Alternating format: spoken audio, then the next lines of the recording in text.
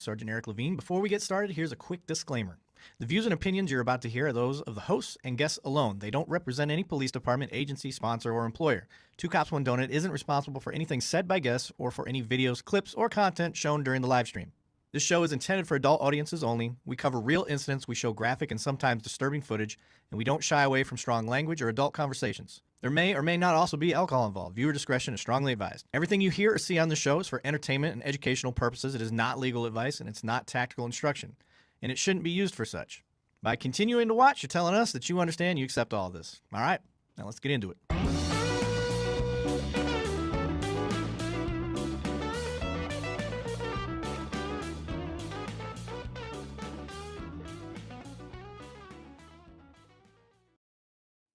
All right, welcome back. Two Cops, One Donut. I am your host, Sergeant Erik Lavigne, and today I have with me the one, the only, Zoel Murphy. You know him as REDDOG, former Atlanta PD, now retired, and with us all the way out across the world from Vietnam. What's up, Murph? Wait, what's up, man? Thank you for having me on the show today. I appreciate the invite. Hell yeah, brother. Anytime, man.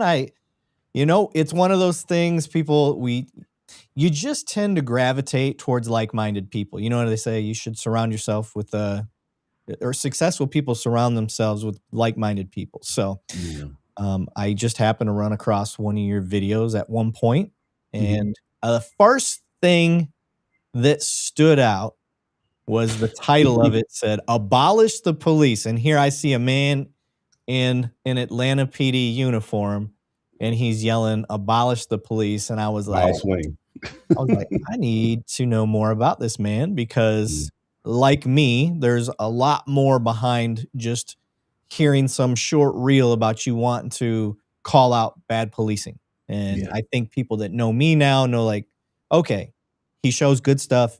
He talks about the bad stuff, and all that. And so I was like, I need to reach out to you. So I reached out to you, and you were more than willing to have a chat, and I appreciate that.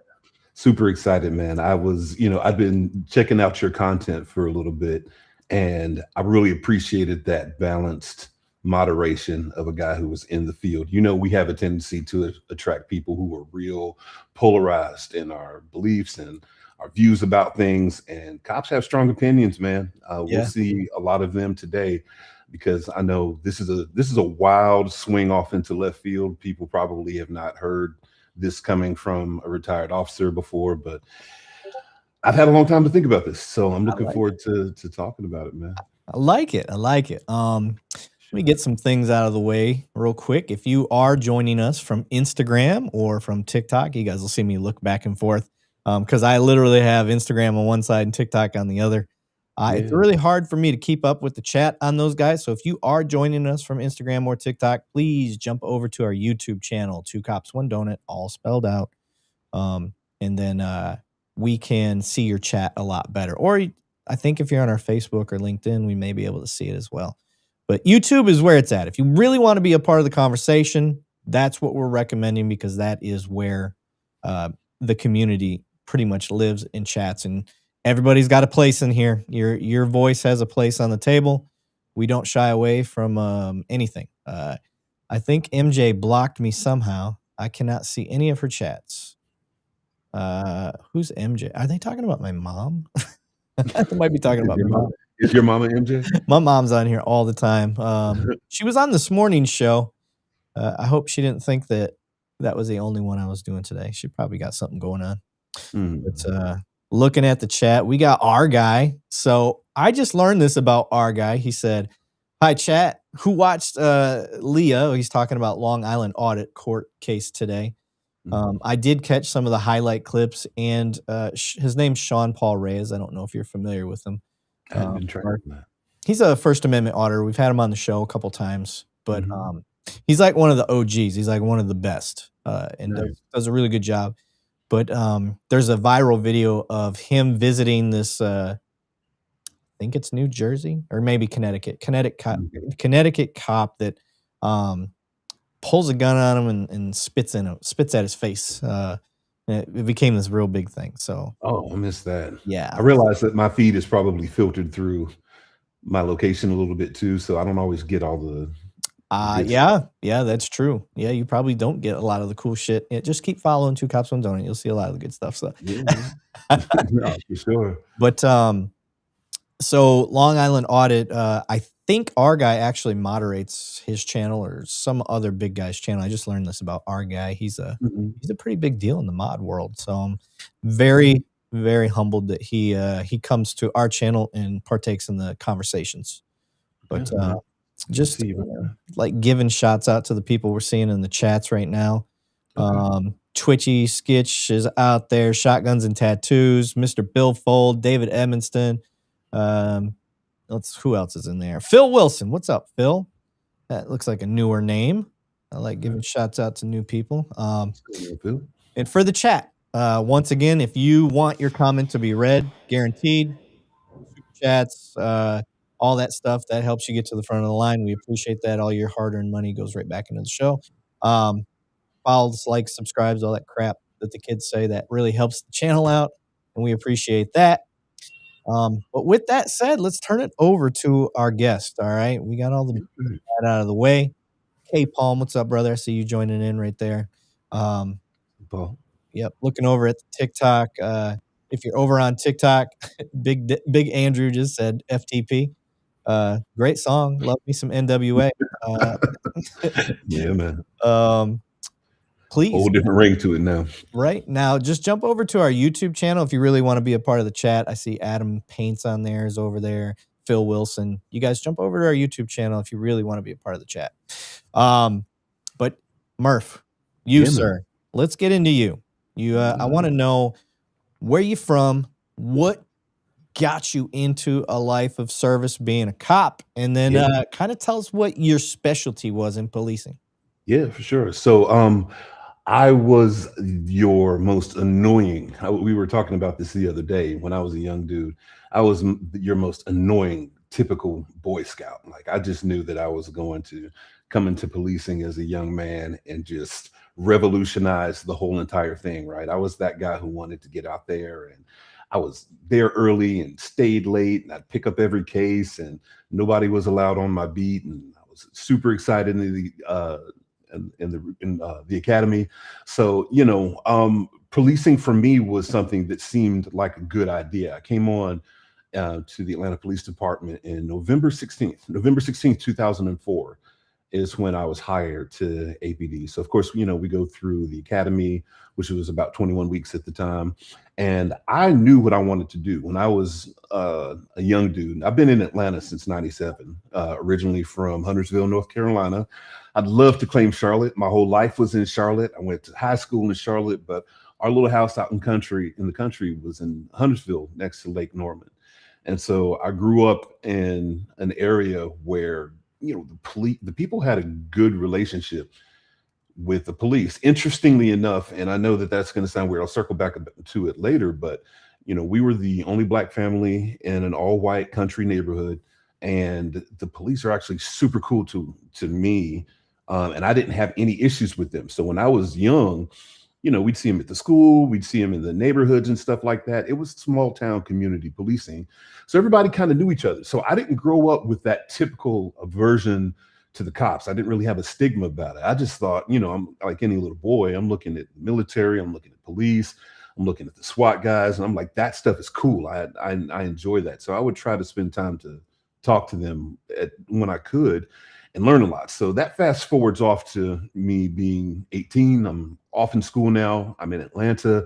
I'm a freshman at Morehouse, and Al Gore shows up at our college. And it was this was probably in 2001, I think, around that time where he was campaigning. I'm sorry, 1997, around the time where he was campaigning. So he shows up at the college, and we see all the Secret Service guys there, all the CAT team guys are there, all of the FBI guys are there. But we also see this big group of Black clad guys who, as far as I was concerned, was just their ninja section. I didn't know what they were about. So I'm asking around because I'm not from Atlanta. I'm like, who are those dudes wearing all black? Because they were everywhere. People are like, man, that's the Red Dog. Oh, that's the Red Dog, man. People, oh, you don't fuck with them. That's the Red. And now I didn't know what it meant, but I didn't know what they were attached to. I didn't know if they were part of the presidential detail.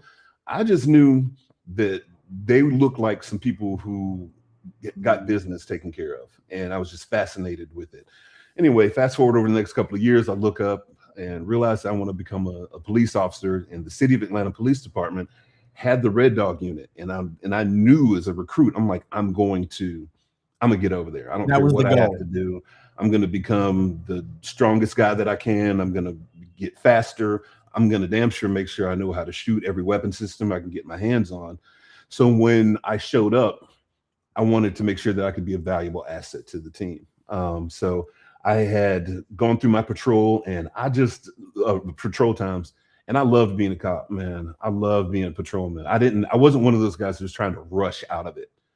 Absolutely love patrol. I lived in my neighborhood, 1929 Hosea Williams, at an apartment community. I'm not sure if it's still there. This was years ago, but by the time I got sworn in, I was living dead smack in the middle of my beat. So all of my guys, that's rare. Yeah, man. All of my people knew me. Like on the weekends, our kids played together. Our kids grew up like the folks in the community over there in Kirkwood. They grew up around each other for the time that we were there, made a lot of friends over there. So people didn't call 911. They had my cell phone number, because we all know that dispatch times are abysmal in metropolitan Before we called it community policing, it's called owning your beat. It was just owning your beat. People, and nobody during that time frame, I think that was just the culture. You didn't want people on your beat. If people were handling calls on your beat, you were going to be labeled real quick as being a piece of shit. Yeah. So let's dig into that just a little bit, because not everybody in this chat has been cops, and they don't understand some of the culture, or maybe they're just not privy to knowing kind of what we're talking about. And you and I, we're a little more old school. You're a little longer in the tooth than I am, but not by much. So, guys, for anybody that worked in especially a big city, you had what was called beat ownership. Like you had to earn a beat. You didn't. When I became a cop, you sit down, you're the rookie at roll call, and you're the rover. You bounce helping call to call, taking the sheet, as we called it. I don't know what y'all called it, but like you're the one that was taking the call. It was yours. You're the one that was in charge of that, because you need to get all the paperwork, exercise, and the reps in as the rookie. Yep. So if there's a hot call, an awesome call, whatever it is, you're the one taking the sheet on that call. Doesn't matter whose beat it is. You're running around helping. You're proving that you deserve a beat. And then when the team starts saying, the rookie's starting to get it, like we understand, like then the Sarge takes note, and the Sarge is going to be like, all right, Murph, you're doing a good job. We're going to give you beat 27 or whatever the hell it's called. And you're like, oh shit, I got my own beat. I earned a beat. Yes. Super excited. And it's awesome. And you had to earn it in that time frame. They weren't just passing them out. Yeah. Yeah. And for you to get your own beat in where you lived, like that's just awesome. So yeah, man. So that's it. Was that how beat ownership was for you where you were at? Yeah, it was the exact same situation, because when I came on, we still had a lot of old heads that were still in the profession. So the guys who had been there 25 and 30 years, a lot of those guys were still on patrol. And when I tell you, those guys were connected to everybody, they knew everybody. And I remember looking at that thinking like, man, I really want to pattern that. So I just spent my time getting to know everybody. And I remember thinking like, well, what's a better way to get to know everybody than to live here? So I remember having a conversation with my wife at the time, and she was a little kind of iffy about it, but I was young and excited about stuff and wound up talking to her. And for what it's worth, we never had any issues over there because everybody knew each other. And now for what it's worth, we had a little neighborhood that was right on the backside. And anybody who knows Atlanta is familiar with Kirkwood and probably if I say Bixby Courts. I stayed on the backside of the fence from Bixby Courts. Everybody knows what that was back there. That was a community where we had a lot more problems. Yeah. But even in all of that, I think the worst thing that happened in my whole time there was I came out one day and somebody had stuck a screwdriver up underneath my truck. But beat integrity is what we called it. It was just the most important thing when you were clocked in. Like, when we used to tell each other all the time, like, and I remember, and it's interesting when our dispatcher would send out calls, we would stack calls that we were not even able to go to yet, just to keep people off the beat. So if I were to go and let's say I'm out on an accident or something like that, and then we get another call comes up of a theft or something of that nature, if another unit or dispatch tries to send it to another unit, we'll say, hey, radio, hold that unit. I'm almost wrapped up here. Let me go ahead and pick that up. So that's what we called stacking calls, just because beat integrity was that important. Like, you wanted to make sure you were given this privilege of being a beat officer. You didn't want to have other people managing your beat for you, because then they're going to give it to somebody who's more proactive and more able to manage it. Yep. But that's how it worked. SAJ195 over on YouTube said, at Atlanta PD, we called it beat integrity, and it was like religion on patrol. Murph speak the truth about that. I like it. Mr. Billfold upped his membership, and he said, Mom, for the love of Pete, unblock me. Mom, did you block Mr. Billfold? What'd you do, bro? No. Yeah.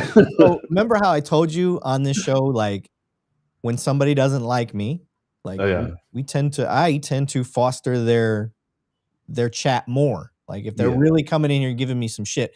Mr. Billfold was the originator of that. He couldn't stand us at the beginning. He wasn't in a place for himself yet to be ready to hear what I had to say.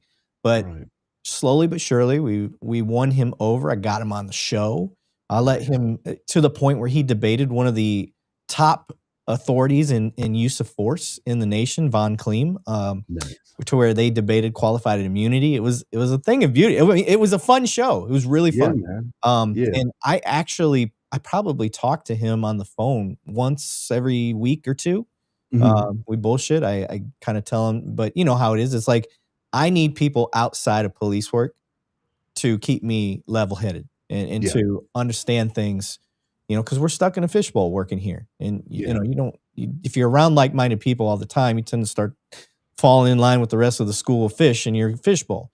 I ain't trying to be about that life, but Mr. Billfold was one of the ones that was very outspoken. And now, I mean, you see, he's trying to chat it up with my mom. Like, that's the type of hurdles you try to jump over here and win people over in a good way.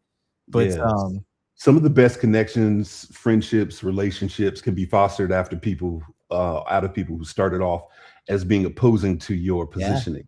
You know, because especially once they get on, they talk to you, they see what you're about, they know that you're not an asshole. You know what I mean? Like, people want to be heard. And, you know, I know for my position, I can't just come out here and make a wild statement like saying, yeah, we need to abolish the police, and not have people saying, like, hold on a second, not having anybody challenge me. And I've had plenty of people challenge me, and no shortage of my own department.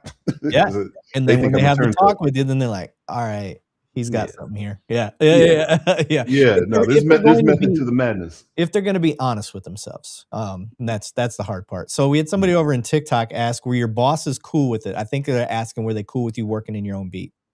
Oh my goodness, they were grateful for that.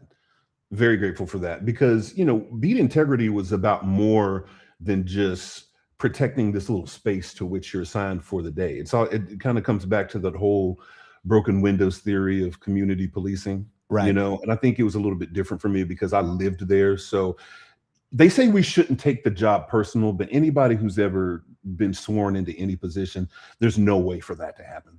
There's absolutely no way. When you come across your first child who's like grievously injured, you know what I'm saying? If you're a dad, you feel that. There's no way. Now, you can't fall apart on the scene, obviously, but we can't. This premise that we don't take things personal is not true. I think anything that affects you, because we're human beings behind the badge, obviously, and if we're doing the job right, hopefully we're human beings in front of the badge. But you know, those things get to you, man. And I wanted to have that experience of feeling it, because how can you police people and you don't know what they're about? How can you serve them in that law enforcement capacity and you don't know what their actual problems really are? So for me, I was happy to do that, man. I liked it. That's awesome. I like that. Okay, so you get on with your career. You worked your beat. You learned some street stuff. I do appreciate you saying that you didn't want to rush through the policing side of things in the street, which is something that you and I could talk about too. Is what Murph is referring to when he's saying he didn't want to rush through patrol. You will get these officers that they're trying to do the minimum amount of time in patrol so they can go get to this specialized unit. The cool stuff. The cool stuff. Yes. But in policing, if you rush to the cool stuff, you miss out on a lot of experience that would have benefited you more in the specialized unit. And then the unit suffers. And they got to catch you up. It's not that you're not capable. And I want to, there's a lot of people that, oh, they don't got, they don't got hired any street experience. That doesn't mean you can't learn it on the specialized units. It takes longer and you're behind the curve. But you get the jealous motherfuckers that are like, oh, the only reason they picked Letitia is because she's a girl and she only got, 2 years in the street. Right. And they're going to use that for her whole career. She could have been a cop 20 years and been in that specialized unit for 15. And they're still going to be like, yeah, I worked with her. I was in her same academy class. She only did a year in the street. Yeah. Fuck that 15 years of experience on a specialized unit. That means nothing. You got to pay your dues. Yeah. Because you did nothing in patrol. So yeah. And anybody in law enforcement, y'all, I can't see the chat, but I would imagine all the law enforcement guys are at least somewhere in their mind nodding their heads, because that is how you earn your stripes. In the law enforcement community, we typically have a tendency to kind of look down on people who got fast tracked, because then if you haven't been, a part of the most basic investigations, you don't know how to handle a basic accident or a domestic violence call. Yeah, you can go off to these specialized units. They'll give you machine guns and explosives. You can go off to bomb school. You can go to sniper school. You can do all this fun stuff, be a part of the gangs unit. But if you don't have the baseline for, I don't know, criminal procedure, case law, making sure that you understand how to deal with people, you're just going to be a hood ornament. Yep. You're just going to be a hood ornament. You've got to get that experience of doing the bread and butter before you're out there. I don't like the idea of rushing people into specialized units. I'm the same. Shout out to speaking of bread and butter. Shout out to loaf of bread in the chat. What's going on, brother? Our guy had a question. He said, Sarge, what do you think about the new cannabis laws here in Texas as a felony for an eighth of a flower? That's idiotic. Don't get me started on weed. Don't get me started on weed. Please go ahead. Yeah, I am not a fan of something that's legal in most states now and is just going to be the trend, and having states double down on something that I would rather deal with the dude high on weed all day long versus a guy that's drunk on alcohol. 1,000 times a week and 14 times additionally on Sunday. Exactly. Seriously, like anybody who's ever been around someone who is intoxicated knows the difference between somebody who is intoxicated, say, with something legal like alcohol, which we all know people get on that liquid courage, as we called around Atlanta, that gorilla milk. And next thing you know, we are King Kong. And my biggest issues have come typically milk. from like what? Because what happens? These guys get drunk, and next thing you know, they're beating their chest and just the most ridiculous things.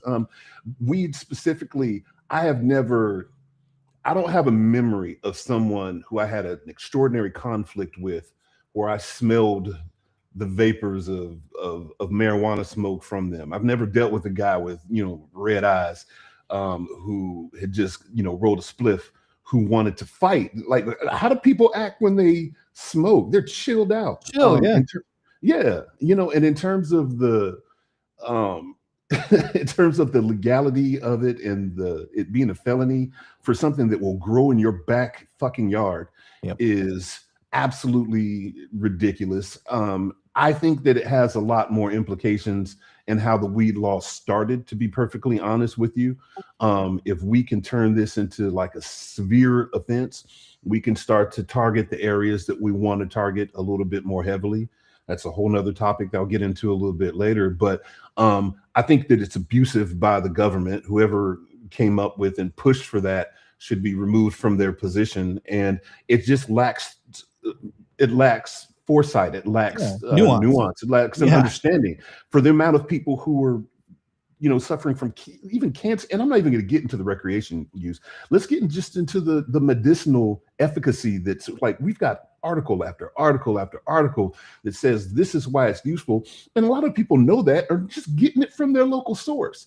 But now we're going to create more criminals and more people who are going to be having like these felony convictions, which in the big system of things is good, because keeping the prison system alive with more fresh meat is ultimately what they're looking to do. So I think it's corrupt at its core. And again, guys, do y'all know why weed is even illegal? I know. I know you know, but for the chat, if you people get real in their feelings about this, but I would challenge anybody watching right now, if you don't know, go in your chat GPT or whatever AI that you use and put in, why is marijuana illegal? I'll skip to the good part. Back around, was it 1934, give or take, there was a movie that came out called Reefer Madness. Yep. And that was really a big catalyst in the change of the law. And in the movie, these black men were smoking the devil's lettuce and going crazy and running out and running around the streets willy-nilly, raping white women. And people were like, oh, we had a collective clutching of the pearls from the whole entire country. And they were like, nope. Now, before then, everybody smoked weed. It was in food. They ate it. They used it medicinally. But after that movie came out, people were scared. They were terrified. And what typically follows fear? Those are the two most powerful human motivators, right? Fear and pain. We torture our special forces guys to make sure they can put up with that stuff. We use fear to put that in a position of making weed an illicit substance. And since then, we've been enforcing it and sending people to jail. So what do I think? I think it's a bunch of bullshit.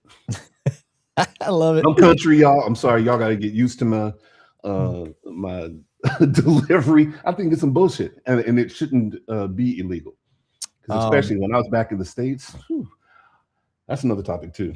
We got a lot of police using marijuana right now. Yeah. Watch out. Yeah. Mike over on TikTok said, Murph worked with you in Z6. I don't know if he's saying Zone 6 or Z6, but he said, yes, always been a real one. Appreciate that, Mike. I wish I knew Mike's last name, but I appreciate it. I'm thinking of a few Mikes in my head off the top of my head. But he's over on TikTok right now. Okay, what up, King? Can't see his full picture. He might Bell. He said Mike Bell. Yeah. His name rings a bell. It rings a bell. I knew you. I was like, I couldn't help it. Oh God, got him. Yeah. Shit. I love this quote. I've seen it many times as being a military member myself, but honoring inmates said, or does that say honoring intimates? Intimates. There it is. I think I said inmates. I was like, that's cool too. Whatever. That's what it looks like with my stigmatism. From yeah. A true soldier fights not because he hates what's in front of him, but because he loves what is behind him. From G.K. Chesterton. I didn't know that's who said it though. Salute. I like that. Yeah, I like that too.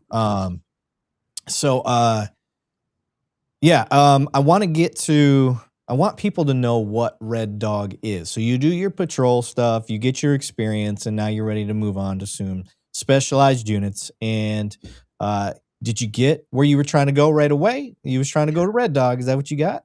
Yeah, man.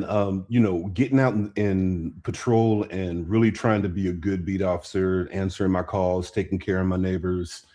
And then backing other officers up, which everybody who's in the profession knows is going to be kind of a hallmark of your reputation. When we have what we call hot calls that are happening, is that guy going to get there and be there to back us up? Is he going to be a team player and not try to take over the call? Is he one of the guys who doesn't instigate things and increase the temperature unnecessarily? So I had a lot of good OGs around me who put me in a position of making good decisions, helping me work through my mistakes. And as a rookie, I made plenty of mistakes. But back around then, they'd stick a finger in your collar and be like, hey, young blood, come here. What are you doing back there? Like, they would call you to the carpet. So I had a lot of hands on me when it comes down to shaping me wanting to get to Red Dog. You were asking about what that is. Red Dog was kicked off in the late 80s by Police Commissioner George Napper. And the crack trade during that time was really, really going absolutely crazy. We, as officers, did not know why we had the crack epidemic at the time. That's a topic that I would certainly like to circle back to.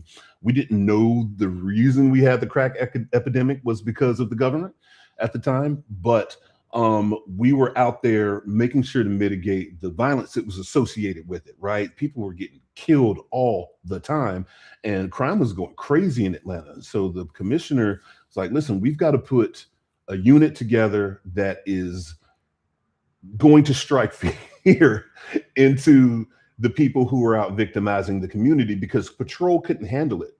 You'd have 20, 30 dope boys standing on the corner, and the patrolman pulls up by himself. He's outnumbered, and they knew that. And so, don't get me wrong, the beat officers, especially around that time, they got respect, but sometimes you needed a little bit more of an intimidating force for that time to accomplish the objective. And the objective was to run every drug dealer out of Georgia. That's what REDDOG stood, the acronym that it stood for was REDDOG, was run every drug dealer out of Georgia.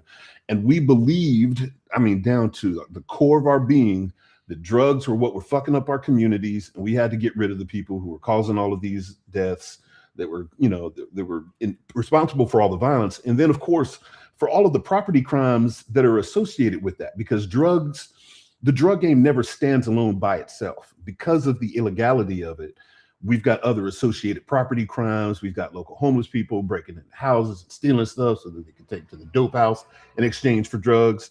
So there was just a whole circle of negativity that was surrounded behind the thing, that I felt like during that time I was doing the right thing. Like, because I loved my community, That's why I lived there. And so ridding drugs and all that violence and all that other stuff that was associated with it, or getting rid of it, that sounded like hot shit to me as a young dude. So getting over to REDDOG, this unit that I'd seen walking around in this cool tactical gear, they've got this just amazing. We saw them at a Caribbean festival one time. And I remember, anybody who's familiar with Atlanta knows every year that we have this big Caribbean festival, and it's thousands and thousands and thousands of people out the streets are partying. We've got floats, we got women shaking behind with, you know, scantily clad. For a young dude in college, it's just like, oh, this is just heaven. And I remember we were all out in the streets, and I had somebody come and gave me my first big red, like, party cup filled with tequila, just out of a jug. We were off the chain. And next thing I know, these slick top cars are driving through the crowd, bumping people slow, but they're on the loudspeaker, move, get out of the way, get the F out of the way. And it's like a caravan of slick tops. Meaning, when I say slick top, meaning the type of the old Crown Victorias, but without the lights on the top. Those were the cars that REDDOG drove, just lower profile, so that when you're coming down the block at night, you can't see the profile of the police lights. But anyway, this is in the middle of the day. These cars come, and then those same guys wearing black, they hop out. And I will never forget, I saw the biggest human being I'd ever seen in my life wearing that uniform. A guy who they call Goob. I'm not going to use his name on the podcast. He gets out of the car, and he's surrounded by easily 500 people. He gets out of the car, and I'm like, holy shit. I didn't know drinking in public was illegal in Atlanta. We were just out there in a big old party. He gets out of the car. It's like, everybody get back. I was like, Jesus Christ, that guy's going to eat me alive. But I remember just being impressed with how they managed that big old scene. Yeah, with just a few people. There was like, maybe there wasn't more than 15 guys that showed up, I think, at that time. But everybody did exactly what they told them. They were a show of force. There's a show of force and a submission to that force. And we had no question that if we had nutted up, any of those big men were going to come over there and make us do what they were asking us to do. So Mr. Bill said, I hate to cut you off, but Mr. Bill, because I know we're going to get questions as we go.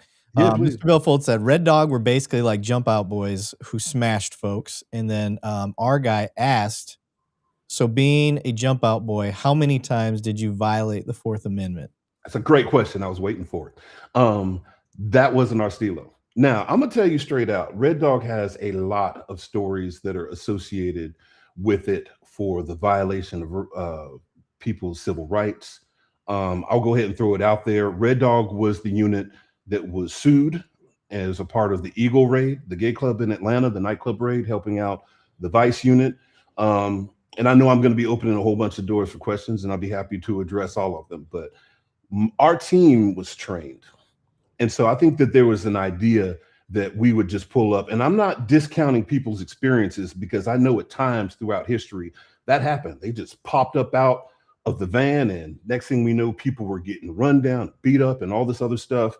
We operated on probable cause, My cases were made on probable cause. I made it through 3 years in Red Dog. I think I had maybe one use of force complaint. So my team was not out there just doing whatever willy-nilly. We're talking about how many times have I violated the Fourth Amendment.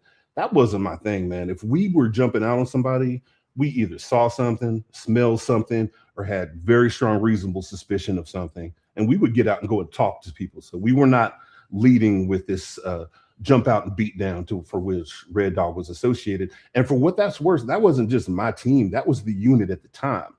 I was there from 2008 to 2011. So we weren't operating under that 80s rule of just jump out there and beat up everybody and, be the big, the hammer and leaving people in a trail of despair and confusion.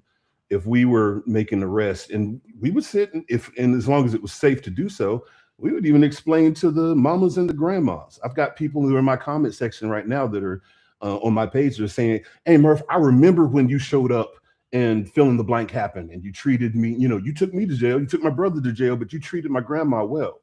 So to the question, how many times did we violate Fourth Amendment rights?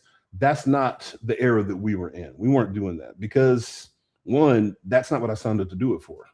Were we aggressive? Yes. If you took off running and didn't submit to an arrest, were you going to get run down? Yeah, absolutely. Yeah. How many times did I just see a bunch of black men on the corner and decide to jump out and beat them up? Zero.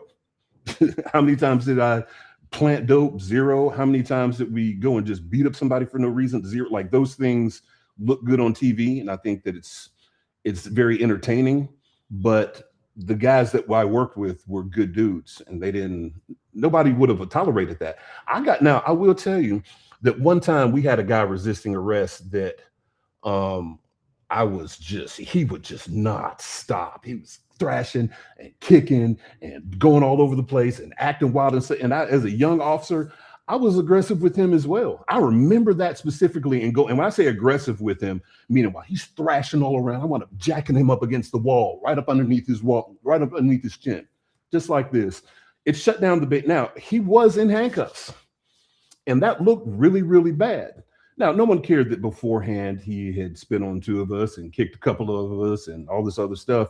The optic is always going to look bad when you use force. That's why it's called force. It's not called, it's not a handshake. It's not a pat on the head.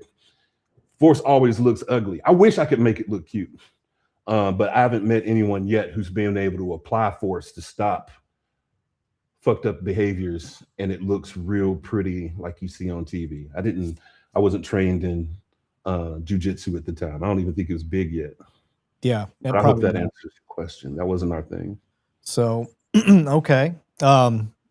You get to Red Dog and kind of go down the career path with Red Dog. Like, you get there, you're learning the ropes, you do that, and then shit goes down. Let's go down that whole path.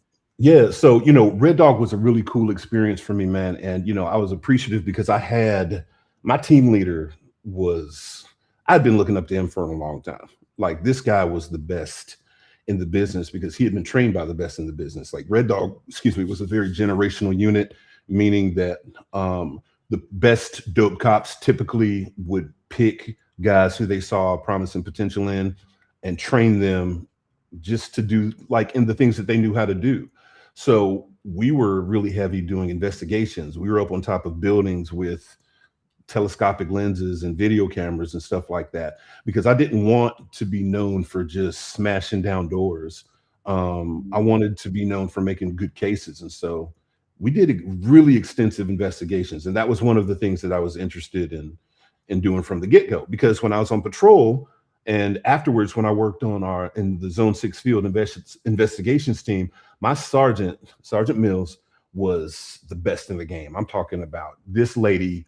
She knew dope inside and out. She taught us how to do reversals, how to do undercover buys, how to do the whole 9 yards.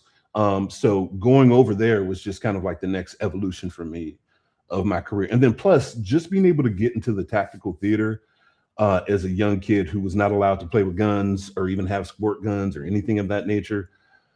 I was happy to be able to transition over to do that because I wanted to be the best at it. So We carried the HK UMP-40 submachine gun. I was a surgeon with that. We had some Colt semi-automatic carbines and shotguns. We all had to go to level 1 SWAT school. So that's stuff, I'll be honest with you, that's the cool stuff I was talking about earlier, but I knew that I had to pay my dues to get there. So, but just an answer to your question, now I'm at REDDOG. That was from February 2000, November 2008.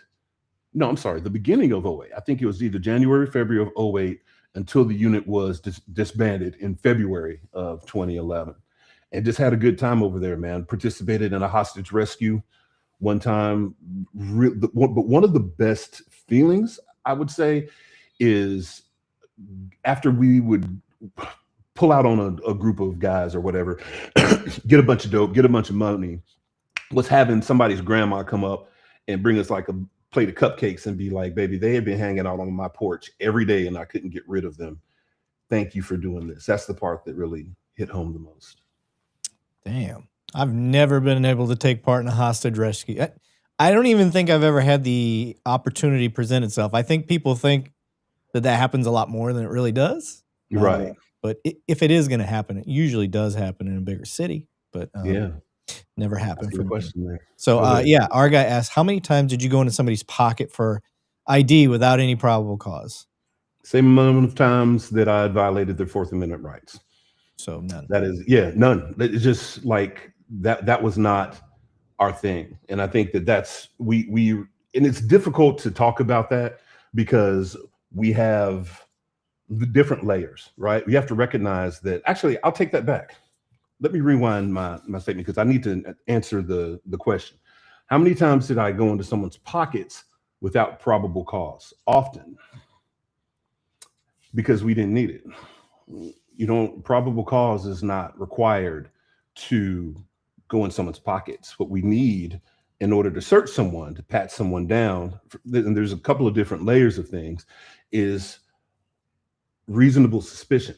Now, for what it's worth, reasonable suspicion would allow me to look at something in a situation and say, okay, well, these guys over here, I just saw them do a hand-to-hand transaction, whereas a guy looked around, pulled out a small amount of currency, handed it to a guy, and the guy appeared to hand something back to him. Now, did we see exactly what happened there? No, because at 10 or 15 yards, we can't really see something this small. But based upon what we often refer back to in law enforcement is KTE. You'll hear cops talking about it all the time. Knowledge, training, and experience. We had been to extensive drug training. We knew what a hand-to-hand narcotics transaction looked like. And that was enough for us to be able to articulate ourselves as to like why we went over there, why we made that stop. I saw him put an unknown object into his right pocket, something of that nature. That reasonable suspicion would allow us to go over and at least kick off the conversation to start talking to them. Now, a lot of other times you would have other factors, but just running up on people and going in their pockets was a no-go. But without probable cause, often, because probable cause wasn't there yet. You have to work your way towards it. Probable cause is that set of facts or circumstances that would lead a reasonable and prudent person to believe that a crime has been or is about to be committed. It's more than reasonable suspicion, but it's actually less than actual certainty. So there's that space in the middle where it's, okay, we could see that this happened. Probable cause is what occurs after we already make contact, realize that these are in fact, this is crack or weed or whatever it happened to be at the time. Now we have probable cause to make the arrest. So that's the way that it works. You need probable cause to make the arrest, but you can stop the person, you can investigate, you can do a frisk if you have a reasonable suspicion that a person is armed and dangerous, for example. That's what allows us to pat down the outer layers of clothing. So you have to understand that there's different layers of it. So in keeping with the language, that's how that worked. But we never went in people's pockets just for no reason, because that would be a waste of time. We had to see something that occurred, and then we would make contact with them. Gotcha. Okay. Hope that answers the question. No, you're good. So you get rolling. You're making bust. You're helping out on a hostage situation, and then you said you were between 08 and 11. Is that what it was? Yeah, 2008 and 2011. The unit was shut down. After the Eagle, Red Dog was involved in a nightclub raid of a gay club. Interestingly enough, I had never really missed a lot of work. Coming to work every day was just, I loved it. So I think I had just a few days of absence, separate from a kid being born in the unit. The day of the Eagle, I don't know why, and we'll circle back to talk about it yet. Anybody who is not familiar with it, there was a series of code section or city ordinances that are the vice unit, the unit that investigates like illicit like sexual operations and activity in the city of Atlanta, had observed on doing some plainclothes operations inside of the Eagle, like people that were dancing. I can't remember all of the specifics of it, but they brought in Red Dog as a backup unit to help because they needed manpower. That was a terrible idea. That was a stupid, unnecessary. You talk about bringing a bull in a china shop. It's just, why would we bring the city's most aggressive, notorious unit into the most sensitive environment in the city of Atlanta? Was just a series of stupid decisions waiting for a bad outcome. And of course we got it. That particular day, I don't know what came over me. And this is part of the reason why I was not in the lawsuit. I called my sergeant that day. I was like, hey, Sergeant, just out of curiosity, I'm not feeling too hot. What we got going on today? True story. And he said, I don't know, it's some kind of a raid at a gay bar or something like that. We'll see you when you get here. I said, no, you won't. I'm not coming. Whose idea was this? This was a stupid idea. Yeah. And so we got to it. Murph, I don't have time for this. I said, you're going to have time for it sooner or later. And I sicked out. I said, I'm not coming to that. Yeah. As soon as I found out what it was, I'm like, I'm not coming. That is probably one of the best decisions that I ever made. I would say so. Because my words came back being true. So I had a good knack for avoiding the bullshit for the most part. And I wound up sticking out on the day of the Eagle because I said, this ain't going to turn out well. So what happened? What was the controversial thing of them going in there? So, yeah, thank you for asking that. So the big issue, the problem and the controversy came because the allegations were that people were rummaging through people's pockets. And ultimately what wound up happening is that during the briefing, right, they were like, hey, we need this manpower. We're going to make entry into this place. Red Dog was used to serving search warrants for drugs and weapons and for violent criminals. That's what we were there for. And so the unit itself was used to conducting things in a certain way. Now, the guys, they knew that they were going into a gay club. And so it wasn't a dynamic entry from my understanding where they were coming in and pointing guns at everybody and doing the whole 9 yards. It was pretty chill. From my understanding, and it's been a while since I've looked at the case. From my understanding, everybody just kind of walked in. It's like, hey, everybody sit down on the ground. This is a raid, what have you. And the problem that arose was that the unit didn't have the constitutional authority to go in there and detain everybody. We didn't have the constitutional authority to go in there and start running everybody's driver's licenses. The supervision was poor and abysmal, and the officers weren't even briefed well as to what it was they were actually doing. And so by the time we have this thing, it was just a clusterfuck of nonsense waiting to happen. People knew who Red Dog was. And and forgive me if I did not remember this correctly, because it's been a very, very long time. But initially, the complaint didn't really percolate. It didn't really turn into anything. It wasn't until the city started giving backlash to the attorney and to the people who were subject to this. And for what it's worth, to the people who went through that, it was absolutely awful. And it was completely wrong because the police department was not doing what they were supposed to do. Failed supervision, poor communication, poor instructions as to what's happening. And so you have officers that are like, yeah, give me your pot, so patting pockets and getting IDs, yeah, that's a problem. And so it turned initially, from my understanding, what they wanted was just a public apology. Just saying, hey, we shouldn't have done this. And of course, the city of Atlanta is not good with acknowledging accountability or responsibility for doing something fucked up. They didn't give them that. So they're like, all right, well, this is certainly going to be a lawsuit. And then that's when everything exploded. That lawsuit came through, and the next thing we know, it is front and center on the front page of anybody talking about anything policing. How the Red Dog unit came in and were threatening to beat up people and making allegations for using derogatory language and all this other stuff.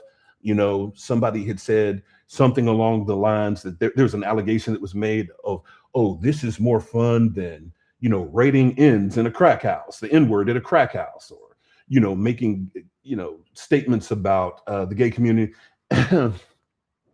These guys who I spent my time with every day, my assistant team leader, who is a lesbian female, just that wasn't language that I had ever heard before, ever. It sounds really like a Hollywood movie. And so those were not the people that I knew, and I had never seen them act like that. And certainly nobody would have acted like that around the people on our unit who were in the gay community. That wasn't a thing. But again, people can say you weren't there. So all I can say is those weren't the dudes that I know. And I don't believe that all of the allegations that happened did, but I do know that they did violate those people's Fourth Amendment rights because of a bad briefing, poor information, a bunch of supervisors who didn't know what they were doing. And the city paid dearly for that. $1 million at least lawsuit. I think probably much more than that. A lot of people disciplined within the command staff, but ultimately the people who should have been held the most accountable, the higher ups and the brass, they skated. No. Nobody ever got held to the fire like the way they should have. Now, did you have officers get fired or charged at all? Yeah, I had several officers that were fired behind that. If I remember, I think one of the sergeants over the vice unit was fired. And then there were other lawsuits that were happening around that time of the Eagle as well. I remember having to sit in for a couple of depositions for officers for the Civilian Review Board when they were looking to even get their jobs back. But I think some of those other, I think they may have been fired for other items that followed. But yeah, there were a couple of heads that rolled after the Eagle, but none of the ones that should have. Our issue was institutional and was very much top down. And I didn't see any chiefs, deputy chiefs, anything of that nature having to get spit roasted. It just okay. So we've built up a timeline, and I think anybody that's been listening to this whole thing up till now, they're going to be like, Lavigne, why did you bring this guy on? He seems to be like a regular back the blue guy, a thin blue line guy. All that stuff is what the tone probably comes across as, and that's not what attracted me to you and finding you and all that stuff. I as a cop in the experience level, I'm starting to see the tonal change of the Boy Scout who looked up to police and loved it. I can see that starting to change. Yeah. So can you kind of go down that path of you being in the Red Dog, and then what was the epiphany, enlightening? I can't say that fucking word. Enlightenment moment. There we go. Enlightenment's a good moment. Yeah. Yeah. That things started to like go off in your brain, like this isn't what I thought, or I'm seeing things differently. Yeah. I was actually while I was on the unit that things really, like, I really started to question things. I remember one time there was a couple that was killed in the Virginia Highlands. There's a male and a female who wound up, I think maybe the man got killed. I don't think it was both of them. It was in the Virginia Highlands. And so that was a notable case at the time because they wound up having pretty much all of the units that were under the special enforcement section conduct a big canvass. And that canvass went on, excuse me, for weeks, if I remember.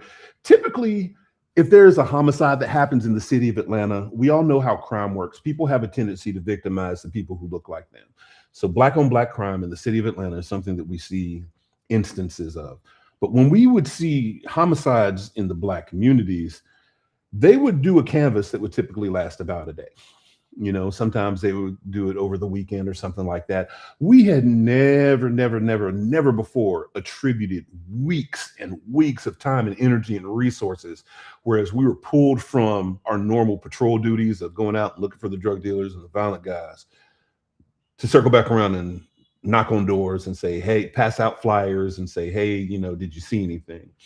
And so one of the guys in the unit brought that up and actually said, hey, and he said it at roll call because they told us that we were once again going to be participating in the canvas. And I think that he brought up a fair question. He said, why don't we do this in the Black community when somebody gets killed? Why are we just doing this here? And he wound up getting written up for that. Really? Yeah, he got written up for asking that question. Oh, shit. And I got reprimanded for laughing. I laughed right away. Right. You fucking kidding me? Yeah. So, but I think that was the big thing that thumped me in the head. And when I connected the dots, because when I was on REDDOG, we had a neighborhood in the city of Atlanta called Buckhead. Buckhead was zone 2. It's on the northern end of town. I know Buckhead. Yeah, you know about anybody from Atlanta knows about Buckhead. That's where Phipps Mall, that's where Lenox Mall is, high-end shops, where the folks, most of the money that is circulated from tax revenue and from businesses in Atlanta comes out of Buckhead. And I think that may have changed over the years since they've been kind of building up through the city and stuff like that. But Buckhead was where it's at. That's where the clubs were. That's where the night clubs were. That's where they had like a whole strip of like entertainment establishments. Like Buckhead was the money hub, but it was also more in that time predominantly white. And we were stone cold prohibited. And I want to make sure people understand, stone cold prohibited from going up there. Now, us being the little, you know, side quest rebels that we wanted to be, from time to time, if it was a slow night and we had hit all the other zones and we couldn't find anything, we would shoot up to zone 2 and make meth and crack and all kinds of cases, gun cases, left and right. Yeah. Everybody in their mama knows that some of the biggest instances of cocaine use are not happening on the side of the street, but are happening up in office buildings with guys wearing suits and ties. We all know it. And we would go up there and make but every time we would get fussed at. If there are any REDDOG guys watching, I don't know if there are right now, they would say that. They would say this. Anybody who was an Atlanta police officer during that time knows that REDDOG was not allowed to go up to Buckhead and was actively encouraged not to go. So I think that after that shooting, I started connecting the dots, like we're not policing all areas the same. And even during that time frame, looking at the arrest stats across the board, especially when it came down to drug enforcement and stuff like that, you just found a whole lot more in the areas where people look like me than we did of folks who look like you, because they said, don't go up there at all. Too heavy of a presence, they would say. And that didn't sit right with me because all of us knew that there's a shitload of dope up there. So I started questioning our command staff, and I started wondering, like, well, why would they not want us to do that? Crime is crime, right? We were in this black ass city of Atlanta with this black ass mayor and this black ass city council and all this other stuff. Why are we still catering to that? And it just that was the beginning of the things that I started seeing the policing like super not sitting right with me, because it was disproportionate enforcement. And any of the guys who were around during that time, they would tell you, like, we're stone cold prevented from going up there. So what do you say to the argument a lot of people like to make is, if you see one bad cop and a good cop sees that and doesn't do anything about it, now you've got two bad cops. Now you've got two bad cops. You do. In retrospect, and looking back on things, and one thing that we don't get in law enforcement, and I'm learning this as I look at my comments, is we don't have a lot of room to grow when it comes down to public perception, right? So if you ever witnessed one fucked up instance and you didn't make a big spectacle or a big deal out of it, or if you didn't go and call the news or, you know, call in the cavalry for accountability, you know, then on the other side of things, they're like, fuck you even talking about, dude, you're part of the problem. You could have done something during that time and you didn't. And I had to really sit with that to be like, well, damn, then that means that I am in fact a part of the problem. Now, mind you, I had already reconciled the fact that years later I had made friends with a Navy SEAL buddy who was on that time, and I'm going to connect him with you. During that time was on SEAL Team 8. Their job was government destabilization. And so at the same time, that we were locking up people's sons for cocaine. He was in South America flying C-130s of cocaine to and from the cartels because they were more stable than the local governments. And I remember sitting in his house after I retired, smoking a blunt and looking at scrapbooks like, holy shit. And I cried for a couple of days. I cried in his house. I cried when I got home. Because I'm like, God, what did I do? What was I part of? I see in the comments somebody said that cognitive dissonance is a very real thing, and that is true. I was disconnected from the reality of the harm that I was causing because of the circle I was involved in, where a guy wearing that same American flag patch as me was doing the opposite of what I was working to do, and it fucked me up. It really did, because we didn't know. We were all, I was in 70, I was born in the 70s, grew up in the 80s. Do y'all remember the DARE program? Yeah, somebody mentioned it in the comments earlier about the DARE and crime and growth and all that shit. We believed that hook, line, and sinker. We were the generation of them coming into the classrooms, bringing the big billboard fold-styled fold-out thing, and them showing us all the different drugs and how each and every one would fuck you up. That's what they did in the school. This is cocaine, and then this is crack, and that's 10 times worse than cocaine. And this is weed, and that's the devil's lettuce, and just, and they would go through each one. And so they're sitting here feeding us every, what was it, like once a month, the DARE officer would come and let everybody know how much drugs, everything was going to ruin our lives. So yes, cognitive dissonance is a real thing, but I think also our training and our environment was a very real thing too. Now that doesn't make excuses for it. People say there's no excuse for ignorance. I would dare say that it depends on what it is that you're talking about. Yeah. So yeah, that's what we were doing. Like I said, we were the Boy Scouts out there, and we thought that we were doing a service to the world by doing all this drug enforcement, and that just wasn't the case. Okay, so you have this epiphany. Mm-hmm. The light bulb's on. Yep. Your unit gets shut down. Right. So now you have to find a new home. Where did you land, and how did you finish? Yeah, so I landed on the other side of things because we had a bunch of guys now that had all this training and experience, and they didn't know where to put them. So they stuck me over in the gang unit for a while, and while I was there, I was just tucked away. Like, didn't get involved in any major investigations, didn't do too much, went out and participated in some of the sweeps and stuff that they would do. But I kind of stayed out of the way because it was losing Red Dog at that time was a trauma of sorts. And that sounds really stupid, but when you work really hard to try to get to something, remind you this goal to get there was several years in the making. And so to see all of that fall apart and to have a unit that we liked being the good guys, and we were happy to be the good guys. We were happy to be the axe behind the break glass in case of emergency. To have that immediately gone was just like, who are we now? What do we meaning within the construct of this law enforcement community? Who are we now? What do we do? Yeah. Like, what do we do? So, people got scattered out to the wind. Then after the gang unit, I wound up going to Zone 1, which is on the west side of Atlanta, and just picked right back up. I think I was on patrol in Zone 1 for one day before the specialized unit. Each zone has a specialized unit called a FIT team. It stands for the Field Investigations Team. Okay. So they do the plainclothes stuff, surveillance, undercover buys, that kind of stuff. I was on patrol, I think, for like one day before the sergeant on the FIT team was like, hey, get over here. And he, as luck would have it, was my former team leader in Red Dog, so he knew what I was about. I wound up going over to the FIT team and doing my investigations with them and just picking up with, I was kind of had my tail tucked in between my legs for a little bit, but got back into it, didn't miss a beat, jumped back into the dope game.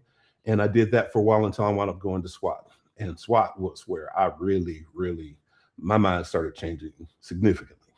Really? Oh, yeah. Okay. I thought SWAT was because SWAT had a lot of guys who were in Red Dog before. SWAT was always the ultimate goal. Like, I was looking at Red Dog. I was like, yeah, man, I want to do that. I want to go do it. But ultimately, I wanted to drive around in the Linco. Linco is the company that makes a couple of big armored vehicles. Cats and stuff. Yeah, the first one that they made was called the Bear, and that was just a big old giant looking postal truck. It wasn't quite as aerodynamic. It didn't have as much efficacy. It had like turrets and stuff like that. But the Bearcat was just, it looked like a 10-ton Raptor. It was armored. It had the turret up top. It had gun ports. We had an oxygen system on the inside. Yeah. And so we wound up getting like 3 of those in the time that I was over there. So it was exciting to get into this thing that I'd always wanted to do, because REDDOG was seen at that time as the evolution of, SWAT was seen at that time as the evolution of REDDOG. Right. So you know what I mean? Like, yeah, it seemed like the next logical step. You've got all this. It's like going semi-pro and then making it to the big leagues. To the big leagues. That's what it felt like. So question. Sure. Now you're starting to have this awakening. You're going through it. REDDOG was what put a sour taste in your mouth. Right. Was there a part of you that thought, well, if I go to SWAT, I'm not out there anymore. I'm only being used for shit situations that everybody wants us there. Even the community wants us there for that. Like typically SWAT they don't do what I call police work. They're a tactical unit that comes in, seeks and destroys in a way. And then they leave. Like there's a lot of intelligence that goes into it today. I don't know what went into it back then, but it's constantly, it's like anything else. Once mistakes happen somewhere else, the newer teams start learning from it and they get better and better. But were you looking at SWAT as a way, I guess, in my mind, of going, okay, if I can get away from this nonsense where we're disproportionately enforcing in, one demographic, if I go to SWAT, I'm kind of getting away from that. Now I'm going to a unit that it's oblivious. It's just, here's a problem, we got to go solve it. Yeah, it very much felt like the next level up. SWAT is not doesn't have to answer 911 calls. Now, they wanted us to go outside today, and we the City of Atlanta Police Department has always had quotas. They'll say they don't, they do. All the command staff will tell you that we don't and never have. All of the officers will tell you that we do and always have. There's always been a quota. Always, meaning that if you were not, because in the rationale behind that is that, we have to be able to objectively measure what these guys are doing all day long, every day. So how can we do that if we don't know if they're not making an arrest? So, Atlanta police used to have a rule, 1 body a week. Everybody who was in patrol was responsible, and you need to make sure that you were making 1 physical arrest, putting 1 ass in jail at least per week. And that's always been kind of a thing. When I was over at SWAT, it was 2 tickets. 2 traffic tickets that you had to write. So these guys. So you didn't have a dedicated SWAT team? We did. We had a dedicated SWAT team, but during the day when we were not. So this is how an average day worked. Okay. During that way different than what mine does. Mine's a dedicated. That's all they do. If they're not doing that, they're training. Like there's no doing enforcement. So during that time frame, it was still a dedicated SWAT team. They weren't responsible for handling 911 calls. If there was something crazy that came up, or a hot call or something of that nature, of course these guys are going to go. But I'll tell you about what the average day looked like on Atlanta Police SWAT. So we get into work, whatever time it was, 8 or 9 o'clock, and first thing that we would do is PT. So the team would PT together. Hour and a half, 2 hours, whatever it happened to be. We do all of our stuff. Everybody will have all kind of new creative CrossFit shit to do all the time, because that's an important part of the job. You got to keep yourself in shape. After PT, that was a couple hours. We'd go spend an hour getting showered up. After that, we'd hit the street and go get coffee, get something to eat. That would be for a couple of hours. So most of the day was spent doing nothing. So these guys during the day were tucked off somewhere, visiting girlfriends, managing their extra jobs on duty, whatever it is they wanted to do, running their business on duty, and then would just wait for the call. And that was it. That was for the rest. And then at the end of the day, you come and put 2 pink tickets, which were the traffic citations, on the sergeant's desk, and you've done what you needed to do for the day, as long as there wasn't a hot call that came up. And they wanted to keep it light, so that so they didn't want the SWAT officers making arrests or anything of that nature, because if they get a call and you've got somebody sitting in your back seat, you're not, you can't just drop and go. You're out of the game. Yeah. But they did want the team writing traffic tickets. I love that you pointed that out, that there is a quota. And Yeah. I make this argument all the time for people. I make this against other officers who want to claim there's no quotas. Bullshit. There's not a traditional quota. Not like there was in the 70s and 80s where you had to write so many tickets and do this, and that was actually on the board. Yeah. What there is just like you said, they hold your position hostage. Yes. And say that this is job performance. Correct. If you want a good review, this is what we're looking for. If you want your review to be good, if you want to keep that motorcycle that you're using on duty, we expect some what do they call it? Not they won't say we expect some tickets, but accomplishments, or you know, you need to be out there working. You got to show us that you're, and they don't say it, but they say it. You know what I mean? Oh, listen, any of our motors guys right now, and God bless them, we've got a squared away motors unit, but there's been pressure on the motors unit for years to go out and write a book or two of citations. And you know, in that, you know, anybody who's in policing knows that those ticket books are that thick. Yeah, you know, 25 tickets usually. Yeah, 25, 30 tickets in the book. So, you know, and those motors guys are out writing 25, 30 tickets a day because that's what they were expected to do. So, yes, there is a quota in law enforcement, and there's still a quota in law enforcement. If you look up any officer who is not made in Atlanta, and this is like this for years, I don't know if they still do this, but if you've gone too many days or weeks or whatever the way they're doing it without making an arrest, they'll put your name up on the wall of shame. Oh, and really? So, oh yeah, we have an unsat board. In every precinct. Now, I don't know if they took that down because they realized the problem, because we had people get in trouble for this quote, because I think some years ago there was a news report that came out that said, oh, Atlanta's quote. So of course our command staff is going to do what they know how to do, which at that time was to lie. And I'm like, oh no, there's no quotas. We don't do that. But every officer and any supervisor who's involved knew that if you didn't make a certain number of arrests and traffic tickets, and so, but the problem is that created in time this culture of shitty cases.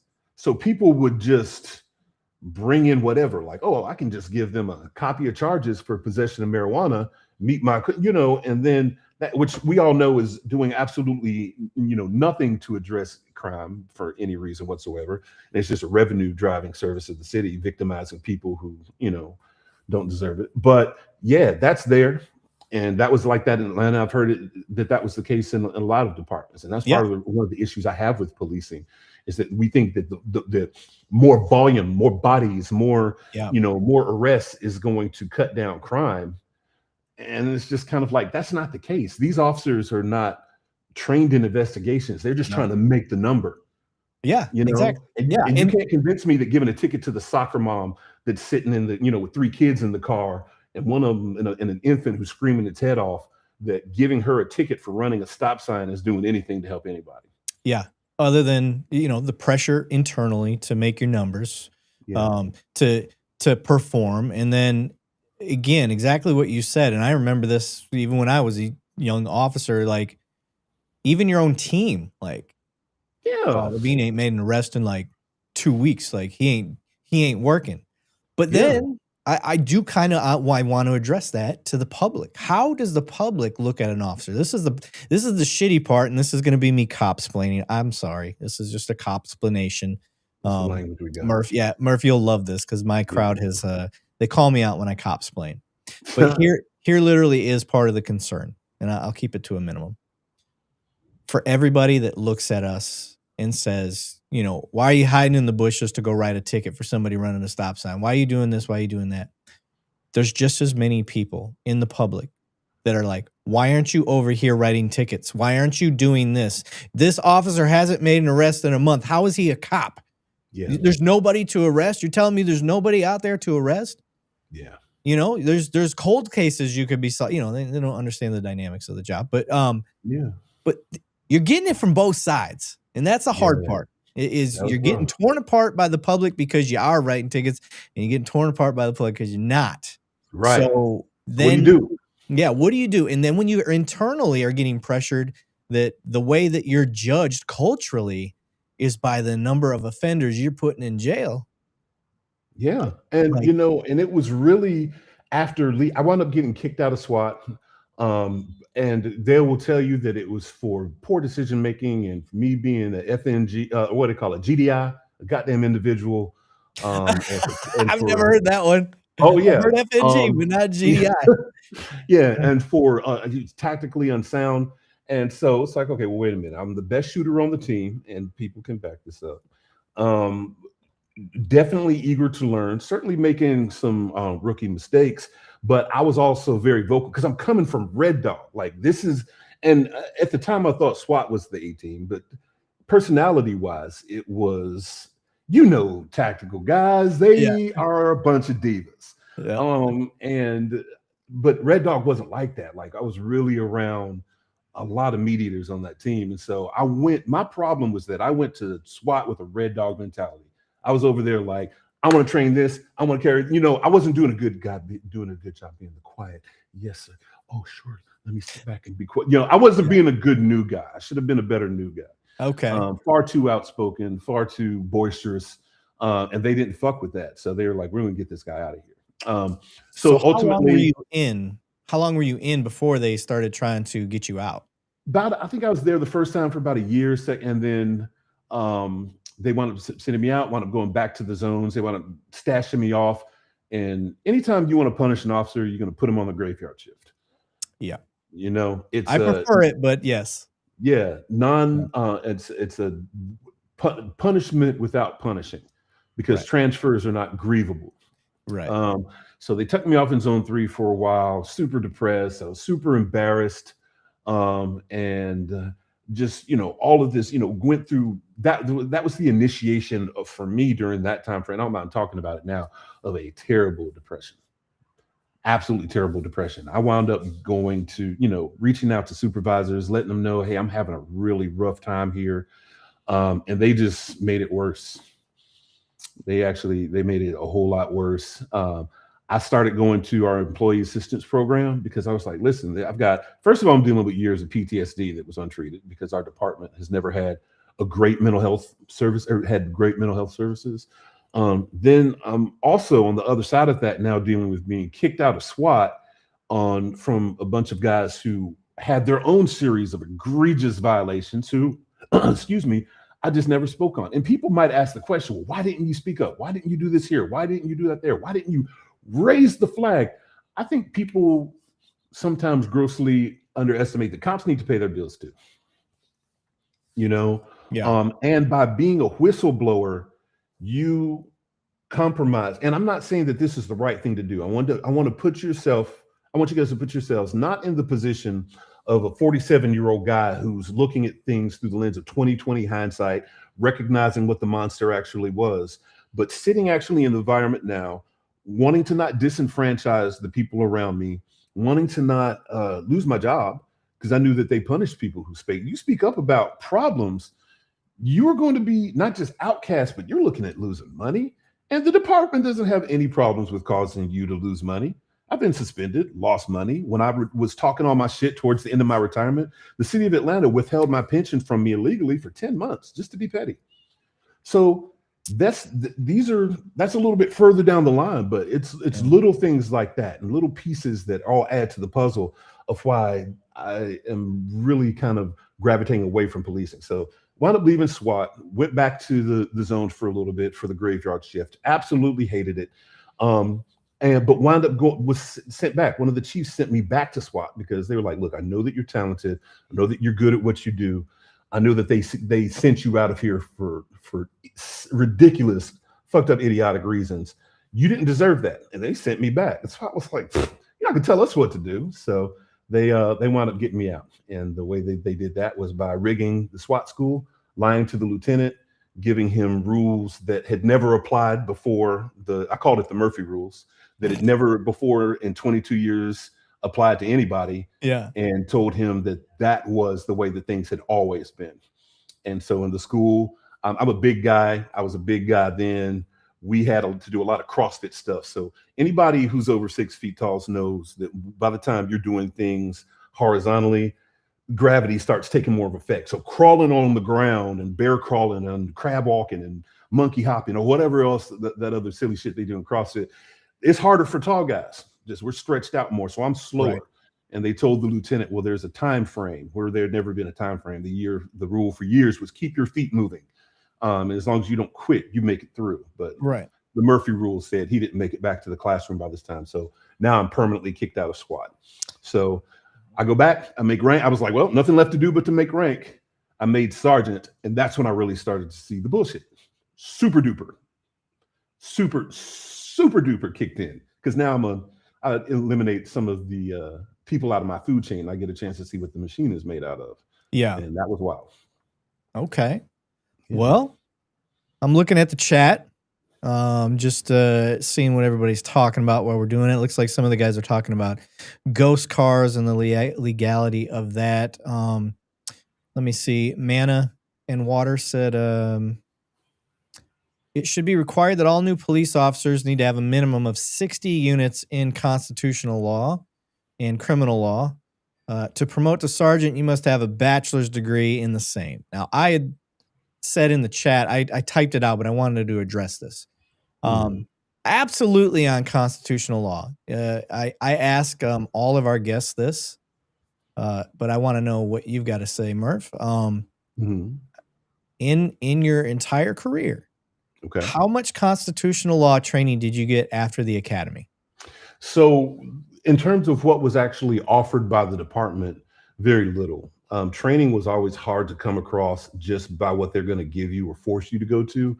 Every year, officers are required to go to in-service training, which keeps up their minimum credits for every year. And they do just like they do with any major corporation. They want to make sure that you get your segment for example, sexual harassment training, right? Because we don't want to be out here grabbing on booties. Control tactics or defense. Control tactics, use of force update. So all of the basic stuff that you kind of need to know, and that's it. But there was never an encouragement in the city of Atlanta in general to go to training. But when you're on specialized units, you will go to more training because it's required and necessary. So what do I think about that? I think that it's actually an excellent idea. I think that there are an alarming number of cops that are not well-versed in how the Fourth Amendment works, that are not well-versed in how criminal procedure works. And don't get me wrong, there's plenty of guys who do the job well every day. They don't violate rights. They're not stealing from anybody. They treat people fairly. They're kind and compassionate. They're good officers, but you don't hear about them. You know what I mean? And the truth of the matter is, in the 850,000 cops in the US or whatever it happens, whatever that number has been, we have a far smaller amount of people that are fucking up, violating the law, abusing their authority than people might know. I think that when we look up and we see these videos and all of these instances of the police beating someone up or shooting somebody or doing something of that nature, now one is too many. And I want to start by saying this. This is not to make any excuses for one police use of force. One is too many. But it is not endemic of, or it's not really a very good representation of the whole entire body. I think the police are corrupt for different reasons. Less so on the level of the officers just widespread going out violating people's rights. And that's a rough swing to make, especially now with me advocating for the abolishment of the police, with there being so many fucked up uses of forces that we have dealt with. But day to day, I can tell you that the majority of the police officers that I work with every day were good people. They're moms and dads, they're sons and daughters. They just want to go home. They want to do right. And they're working for a system and for a structure that is very fucked up. So it's kind of like, you want to pay your bills, you want to eat. How much stuff do you put up with? It's really always a juggling act all the time. But in terms of like the training, no, the officers don't get enough training unless you want to. I was one of those guys who wanted to train. So I was always taking courses, constitutional law, criminal procedure, courtroom testimony and demeanor. Hell, I flew out to New Mexico and blew up a minivan at New Mexico Tech because I was taking a course called Prevention and Response to Suicide Bombing Incidents. I wanted to go out and learn about terrorism. So, being in the special units, I was always going to training. So my training roster is pretty heavy because I wanted every weapon system you could think of, just about, except sniper. I never went to sniper school. But I took that. Subgun classes, shotguns, all of those various courses just because I enjoyed it and I wanted to be better. And being good in terms of criminal procedure was super important to me because I was a proactive officer. I was always making Yeah. buttload of risk. I mean, it makes sense that you would do that type of training. That's good. I mean, that's what you'd want to do if you're in those specialized units. But the thing that I've noticed through doing the show, especially all the bad cop videos that, we do share on here, is it really, it's not, it isn't the big things. It's not a controversial police shooting or use of force. It's the No. small things, over and over. It's Yeah. demanding ID when you don't have a right to ID. It's the detaining somebody when you don't have the right for a detention. It's the ego stepping Yeah. up when somebody calls you out for doing something wrong and you're like, "Well, you get your law degree in Google?" Like, motherfucker, you ain't Right. got a law degree either. So what are you saying? It's fucking up the First Amendment audits. It's the treating citizens differently than you would if you were talking to your mama, your auntie, and them. Right. It's always a different. You're right. It's not that these guys get together every day and look to go off and. I'm sorry. I'd like this comment. By that logic, the oath of office is a formality, and that is what is the problem. Men are not willing to sacrifice it if it means risking the pocketbook. There's no honor or integrity within that stance. Truth. Yeah, I would have to agree with that. I've said this for years, and I'll say this again now. If the man or woman does not police in front of their badge, then they're just a walking symbol of authority that nobody wants to deal with. Right. Yeah. When I would train my officers, I talk to these young guys and girls all the time, and I'd be like, look, when you go out to a scene, do not show up behind your badge. Your badge gives you a lot of authority, right? You can take people's freedoms away if you have to. You can take people's lives away. You are given a wide berth of shit that you can do already. So showing up in that uniform, you are a walking representation of consequence.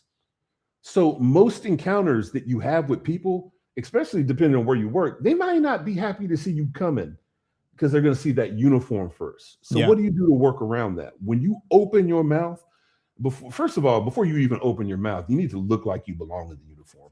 You know what I mean? Like these guys who didn't take good care of themselves, they're always looking flumpy and slumpy. They look like a soup sandwich. That says a lot about you. But when you show up, you got to make sure that you look like somebody can trust. And then when you open your mouth, the next thing they need to see is they need to see Joseph. They need to see Warren. They need to see Deontay. They need to see Melissa. Like, show them the person. Lead with that. I've never seen a problem with leading with you, whoever you were before you put on your super suit. I bet you my instances of having problems with people dropped probably 80% once I learned how to just level with them and I always did that. I think my temper got cooler the older that I got. Yeah. As a young officer, a lot of us, I know I was quick to do everything, a bit more impulsive, a lot less patient, less likely to do. But even still, even when I was an officer on my beat, I still knew how to treat people. It's just I had a shorter fuse for what we would consider to be the bullshit. Yeah. As officers, I think lengthening that fuse can do us a lot of good a lot of times, because a lot of times what you're hearing from people is not aggression. They're not angry at you. They're just traumatized. Yeah. Think about what just happened. Yeah, absolutely. Mr. Billfold said a cop needs to look capable or they will get shit on. 100%. Yeah, or beat up or worse. Yeah. Trevor, somebody was calling out his comment. Trevor said, doesn't matter how good cops are out there when we have an internal system designed to protect the ones who do harm. That part. Who said that? Who's that? That was Trevor Creates. Yeah, man. So then what do we wind up looking at, right? We use this term typically when it comes down to legal proceedings, right? But I think that it applies to law enforcement in general. The fruit of the poisonous tree, right? Can you have good cops in a fucked up system? I would even ask the chat that. Is that possible? Are there any good fruit hanging on a poisonous tree? And by poisonous tree, meaning, let's lay it out there, right?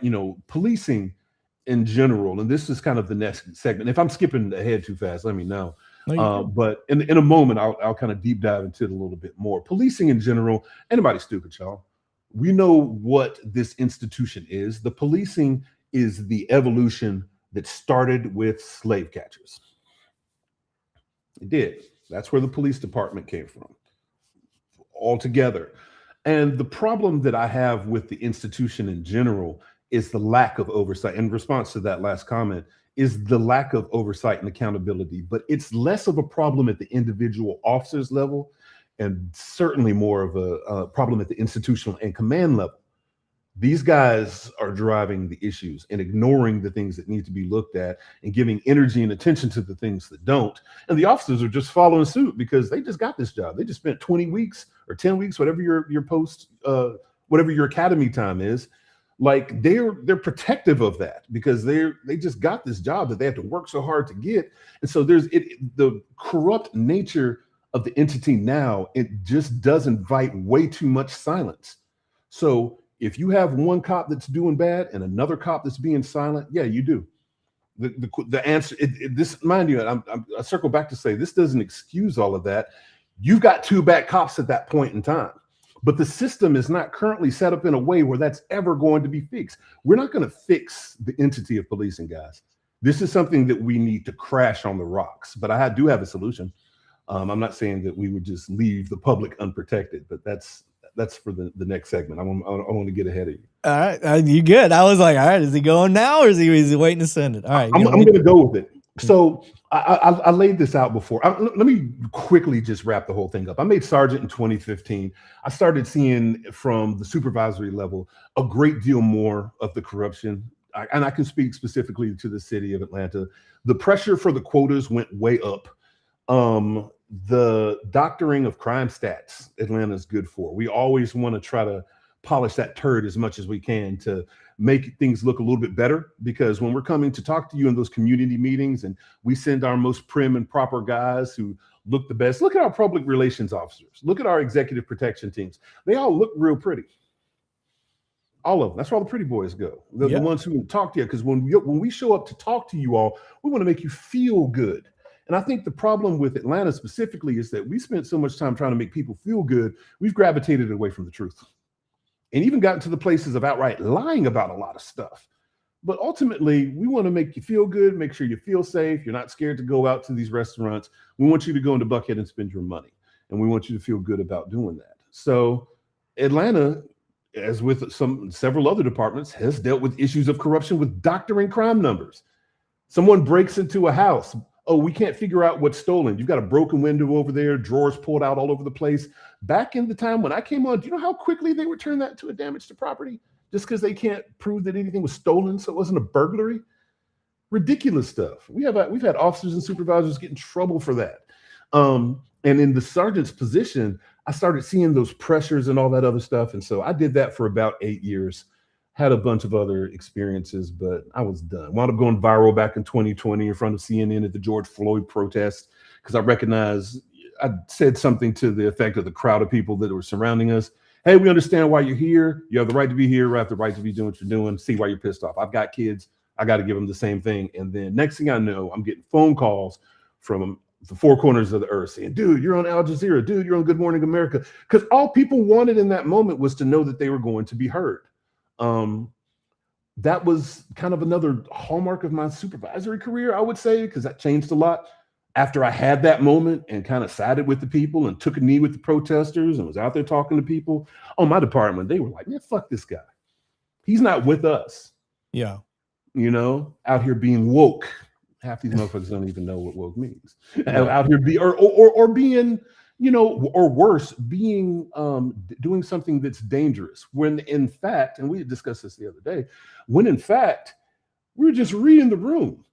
What are these folk right now saying? I think if we as cops spend a little bit more time listening to people, and when I say leveling with them, meaning if they're taking a knee, I've got 30 guys with guns standing behind me and a tank right there. I can take a knee and be okay, and and feel safe here.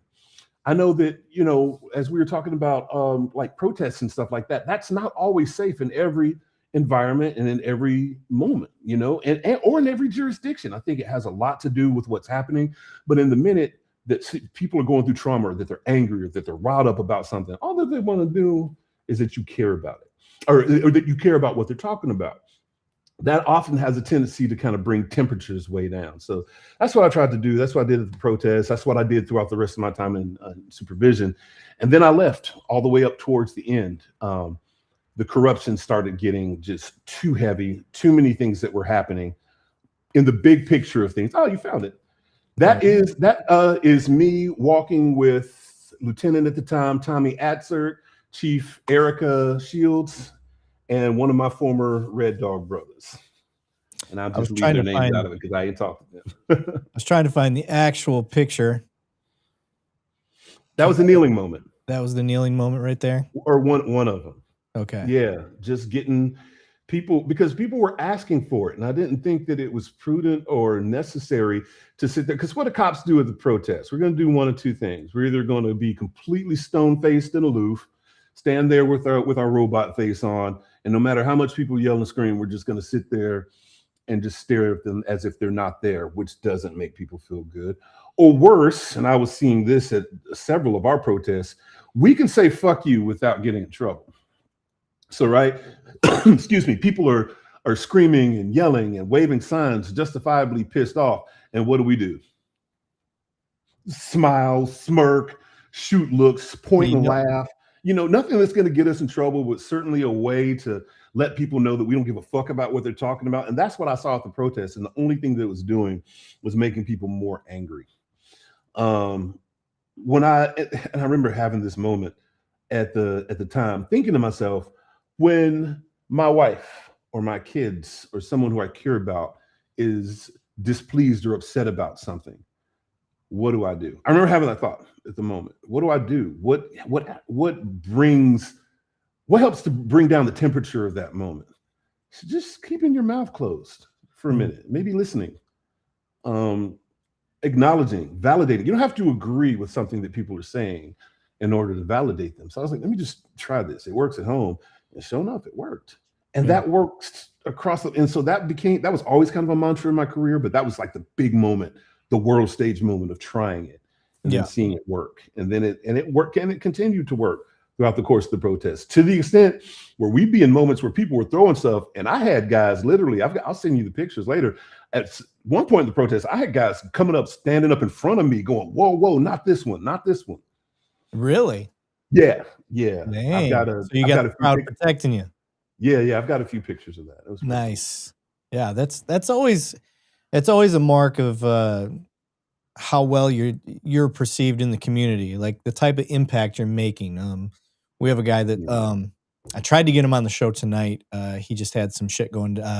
Matt Thornton, Detective Matt Thornton. He recently retired, but he's got a little side job now. Yeah, and so he couldn't make it for tonight's show. But I think you and him would have a lot in common. But I talk about getting the protection from the community. He's one of those. Like he is just that community is not going to let you fuck with him. Period. No. He's just got that relationship. You're just not going to mess with him. If people trust you, they'll speak up for you. And I think that's all that people want. They want to be able to trust their law enforcement. And that brings me around full circle as to why I have been advocating, because I know you said that you had seen my video. That kind of comes back to the meat of why we're here. Is that I made a video on my social media page not long ago that said we don't need the police anymore. We need to abolish the police altogether, right? And that lit a big fire. So far, I think I've got like maybe 150 something thousand views, people with a lot of opinions that are liking and appreciating what I talk, because I went back and explained it, and I made some other videos that were explaining it. But I said, listen, guys, the problem with your police department that you don't know about is that people will typically show up. Like as a supervisor, I used to have to go to community meetings, right? And at the community meeting, we would sit around for a while and listen to everybody talk about everything that we are doing wrong. So as a sergeant, you're sitting down in this meeting and you've got to hear, we've got this, we've had 3 break-ins over here, somebody stole my kid's bike, we've had problems with people wandering around in the streets, kids hanging on the corner. You got to hear all of the laundry list of issues. And then every community meeting, every month, every time, you'll have that sergeant, whoever was forced to go, because nobody wants to go, who's forced to go, who's going to be like, okay, these are the crime stats. Let me take down all of your all your grievances, everything that you, and then I'll make sure to let the major know, we're doing our best. Well, all of this crime is happening over here. Well, we made 14 arrests on this beat in the last 12 days, as if that's supposed to, satisfy folks change who something. are sitting here looking at very real problems. And it's just not the case. So the truth of the matter is, now we're sitting here upset with individual officers and supervisors where the problem is bigger. We have issues that just have not ever really changed specifically. I'll use Atlanta specifically. And, Atlanta's predominantly Black city. We, as I said before, we see Black crime with Black folks. We see white crime with white folks. We see Indian crime with Indian. Like, people have a tendency to, who are criminal elements in their, wherever they are, will stick where they are. Mm-hmm. People will prey upon people who look like them.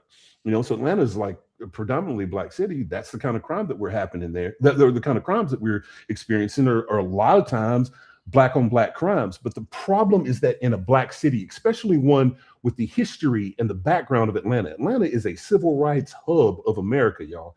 This is where Ebenezer Baptist Church is. Like, Atlanta has got significant history and has got a nasty history with the police, and so they've been working real hard over the years to pick up their image. You go on their page now, and they're always doing some goofy dance, or you'll have the chief up there going, "Peace up, A-Town," like whatever we can do to show, look, we're more relatable by jumping on social media trends instead of changing the direction of the ship, or before doing that, bringing them into a dock, getting rid of all the rotten wood, evicting all the rats, firing your fucked up staff, making sure that the ones that are riding around on the boat masquerading as crewmen are actually pirates, getting rid of them. The ship needs to just crash on the rocks, and we need to start all the way over, guys. The corruption in policing goes just far too deep, unfortunately. And I'll say just in general, and I feel like the background and the history of it being, like I said, being the descendants of slave catchers, disproportionately policing in the Black community, which we very much, I told y'all, we still do in the city of Atlanta to this day. If anybody's interested to go and look at the crime stats, the numbers of drug arrests that are made in zone 1, which is, or like, let's say zone 4, or the west side of the town where more of the Black folk lives, or nowhere close to the drug arrests up on the north side where the white folks lives. And so the obvious thing would be to be like, well, the drugs aren't up there. Really? Anybody who's around the city knows that that's not the case. We just don't do it. So the reason why I believe that we need to abolish policing in the big picture is because of the overall lack of accountability. Your police chief, wherever you are, is accountable to one person. So let's say an officer does something fucked up. Let's say an officer has a bad shoot, and the public watches it. What is the command staff they're going to do? They're going to be like, well, let's not jump to conclusions. We need to do a thorough investigation, then we'll come back and let you know. But at the end of the day, if they decide to botch that investigation, and they do botch investigations, I just made a video the other day about our Atlanta Police SWAT team knocking out a guy's eyeball, and the whole team got away with it after our internal affairs found them sustained of completely not only violating this guy's civil rights, but committing aggravated battery. They beat this guy's eyeball out of his head. And all of this is documented. Anybody who wants to go and do an open records request, it was in 2012 on Sunset Avenue. The Atlanta Police SWAT team went up, and they had some barricaded guys up in an attic, went up to the attic. They said the guy fought with them and took that opportunity to use their rifle to hit this guy so hard it knocked his eyeball out of his head. The our internal affairs got the investigation. They said, whoa, this is bad. You all statements are fucked up. You all's actions were fucked up. This is bad. This needs to be sent over to the district attorney's office. What the city of Atlanta did instead was they said, ugh, we can't afford to lose our whole SWAT team. That would look bad. Let's just make sure this gets adjudicated quickly. So nothing in Fulton County, where the city of Atlanta is, goes to court and gets sentenced quick. People have open cases from crazy offenses that go back years and years and years and years and years. This thing gets adjudicated in like 6 months. This guy, and I don't know this for sure, but if I had to assume, probably quietly got a payout because the command staff took a look at the internal affairs complaint and said, wow, this is horrible. This is going to make us look bad. We're going to call it not sustained. Basically, against the recommendations of every investigative entity in OPS, including their major, who said, yeah, these guys are going down the pipe for this. And so it was stuff like that where they would turn it around. Now these guys are not in trouble. We can kick this guy a little bit of money. He goes off to jail and does his time, and then the public never finds out about it. Those things happen way more frequently than people recognize. And there's no accountability because all the chief has to do is go to the mayor, and if they're in cahoots, and they can just say, well, hey, buddy, you good with this? Yeah, I'm good with that. And then it's over. That's it. There's no accountability. So people are in these streets angry and they're upset and they're protesting and all this other stuff. Meanwhile, you've got a 2-person chain that was making all these decisions for everybody, 2 people. Not so with a sheriff's department. And this is the positioning where I am, is that I'm not suggesting that we leave our communities unprotected, uncovered, and unserviced. That would be irresponsible and immature. Hold on.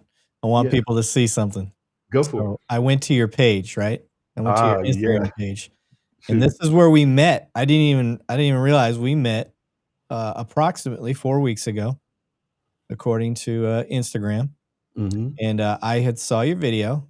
Yeah. And so I'm gonna just play it. We'll give you another view here. Yeah, please. So you guys can see it. Policing needs to be abolished. Biden referred to police as the enemy and vilified them as an oppressive racist force. What I'm charged with doing every day is making sure I keep white folk comfortable. Well, over there, they don't feel the same way. That's why I told him to shut the fuck up. There we go. There's no more use for cops anymore. What do we need them for at this point in time? Yeah, and mind you, this is coming from a person with 20 years with the City of Atlanta Police Department. You all know I was Zone 6 and REDDOG and SWAT and gangs and all of the zones except for Zone 2. I got a chance to do plainclothes work, so I've been around the way. Everybody who's been around the city a little bit knows me and has their opinions. Y'all will hear about all of them soon, because when this documentary comes out, woo boy, all of those folks are gonna be pissed as fuck.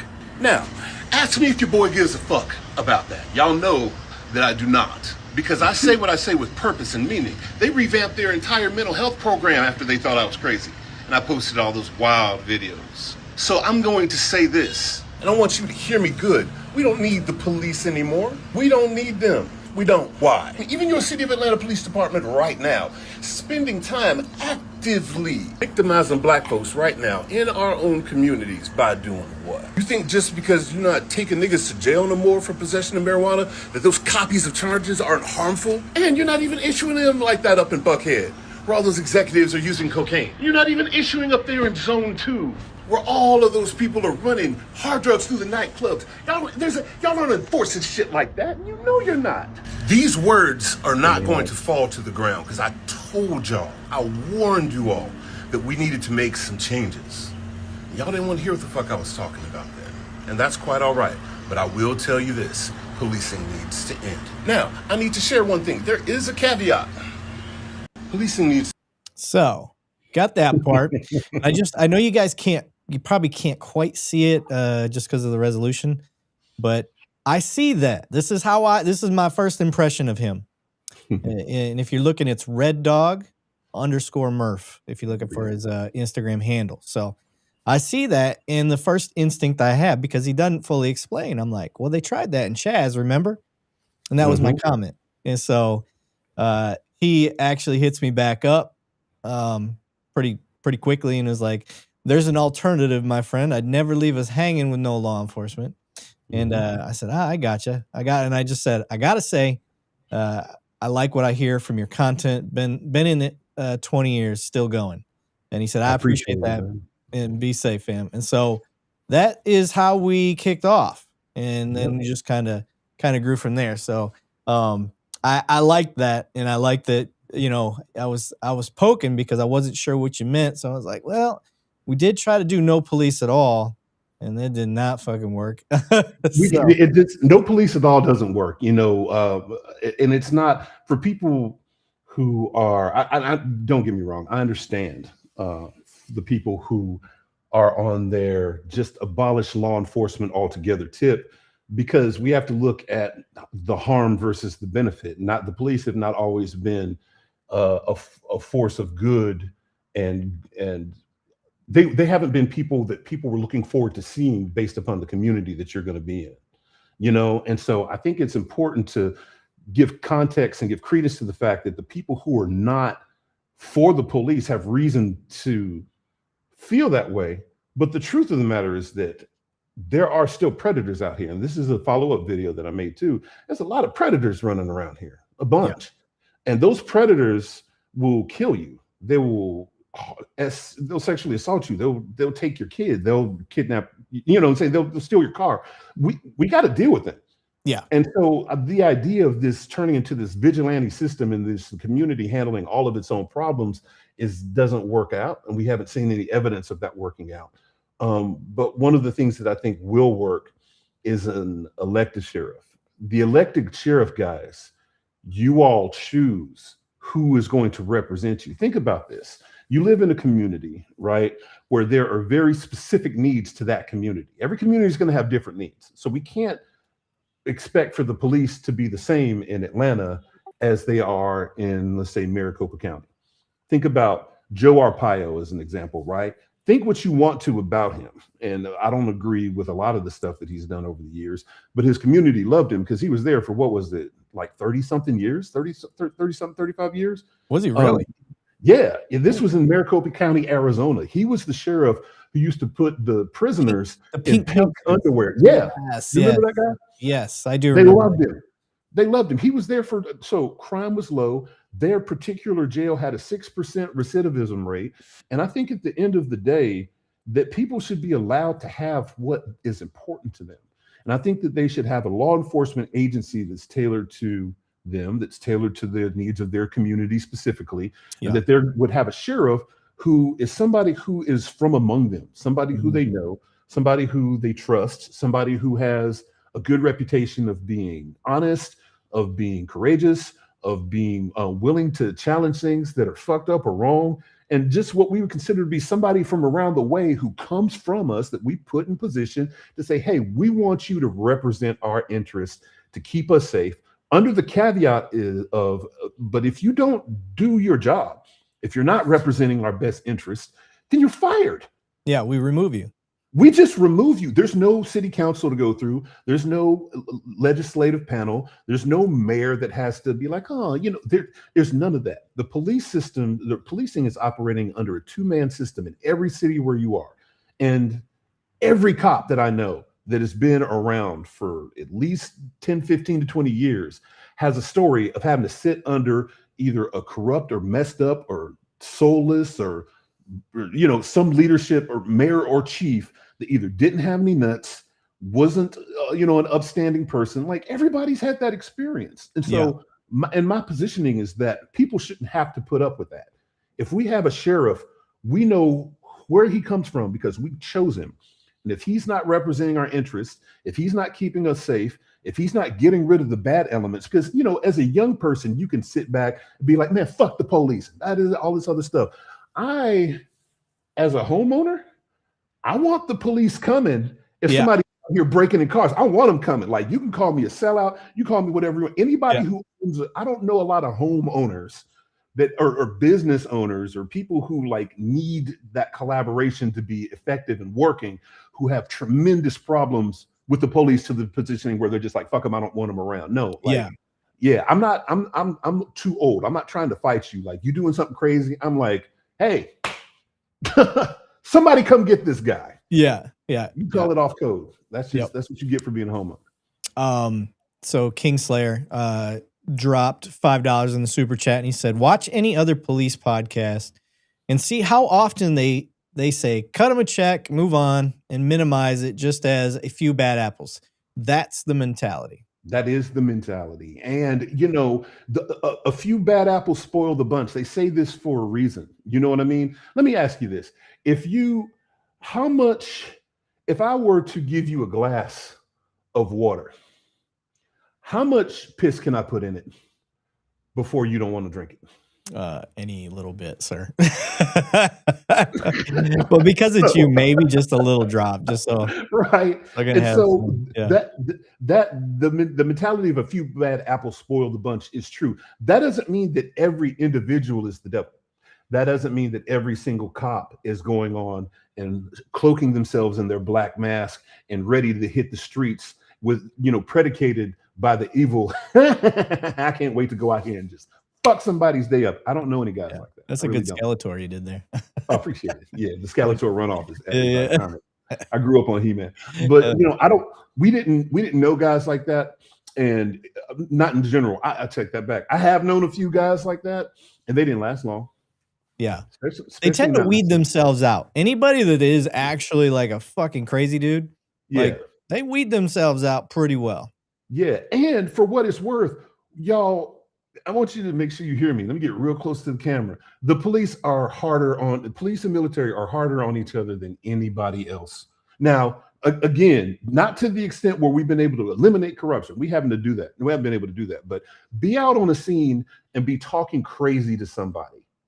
There's going to be somebody, usually. And if there's not, then that just goes back to my original point. You got an entirely fucked up department. But from my experience, typically, if we get somebody who's getting out of pocket or making my job more difficult, because we all know that one guy who can rile up any situation. Yeah. Show up to your scene, you're like, no, you're good. Everything was fine. Next thing you know, you're talking shit to people, disrespecting folks' grandmas, not letting folks, talk through the window to the person under arrest. Yeah, they're not breaking the law. They're not violating anybody's rights.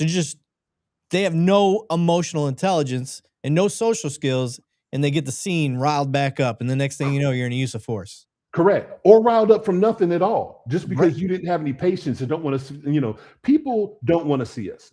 You have to remember that when it comes down to dealing with the police, most of the encounters that I had and most conversations I had were with people who didn't want to see me.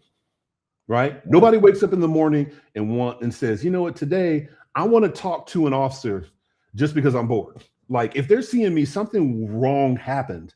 So that whole encounter is already predicated by fuckery somewhere. Yeah. You know what I mean? And so once we get there, and when I say we, the police, because I'm still including that was my career for the whole, for that period of time, is that you have a lot of decisions to make in terms of how you're going to manage the temperature of those folks. And like you said, if you've got no emotional intelligence, you're going to get people all riled up. Absolutely. They're going to say the wrong thing. They're going to say something insensitive. They're going to deal with somebody who's mad or grieving or traumatized with a shorthand version of communication, whereas more explanation would have saved them a complaint, because ego is a problem. And at the end of the day, we've got body-worn cameras now, but have body-worn cameras, it seems to me, if anything, since we have had the body-worn cameras, we seem to be having a few more shootings lately. You know what I mean? So it doesn't stop the bad behaviors whatsoever. The issue is that when these things happen, we've got fucked up departments that'll be like, we're okay. They'll handle things administratively when they should have been handling criminally. Yeah. Our Atlanta Police SWAT team should have been brought up on charges for aggravated battery, but they didn't do that because the administration. This guy lost an eyeball. That should have been investigated by the DA's office. He's got another one. Not our OPS. He's got another one. He'll be all right. Yeah, right. Just live in the Cyclops.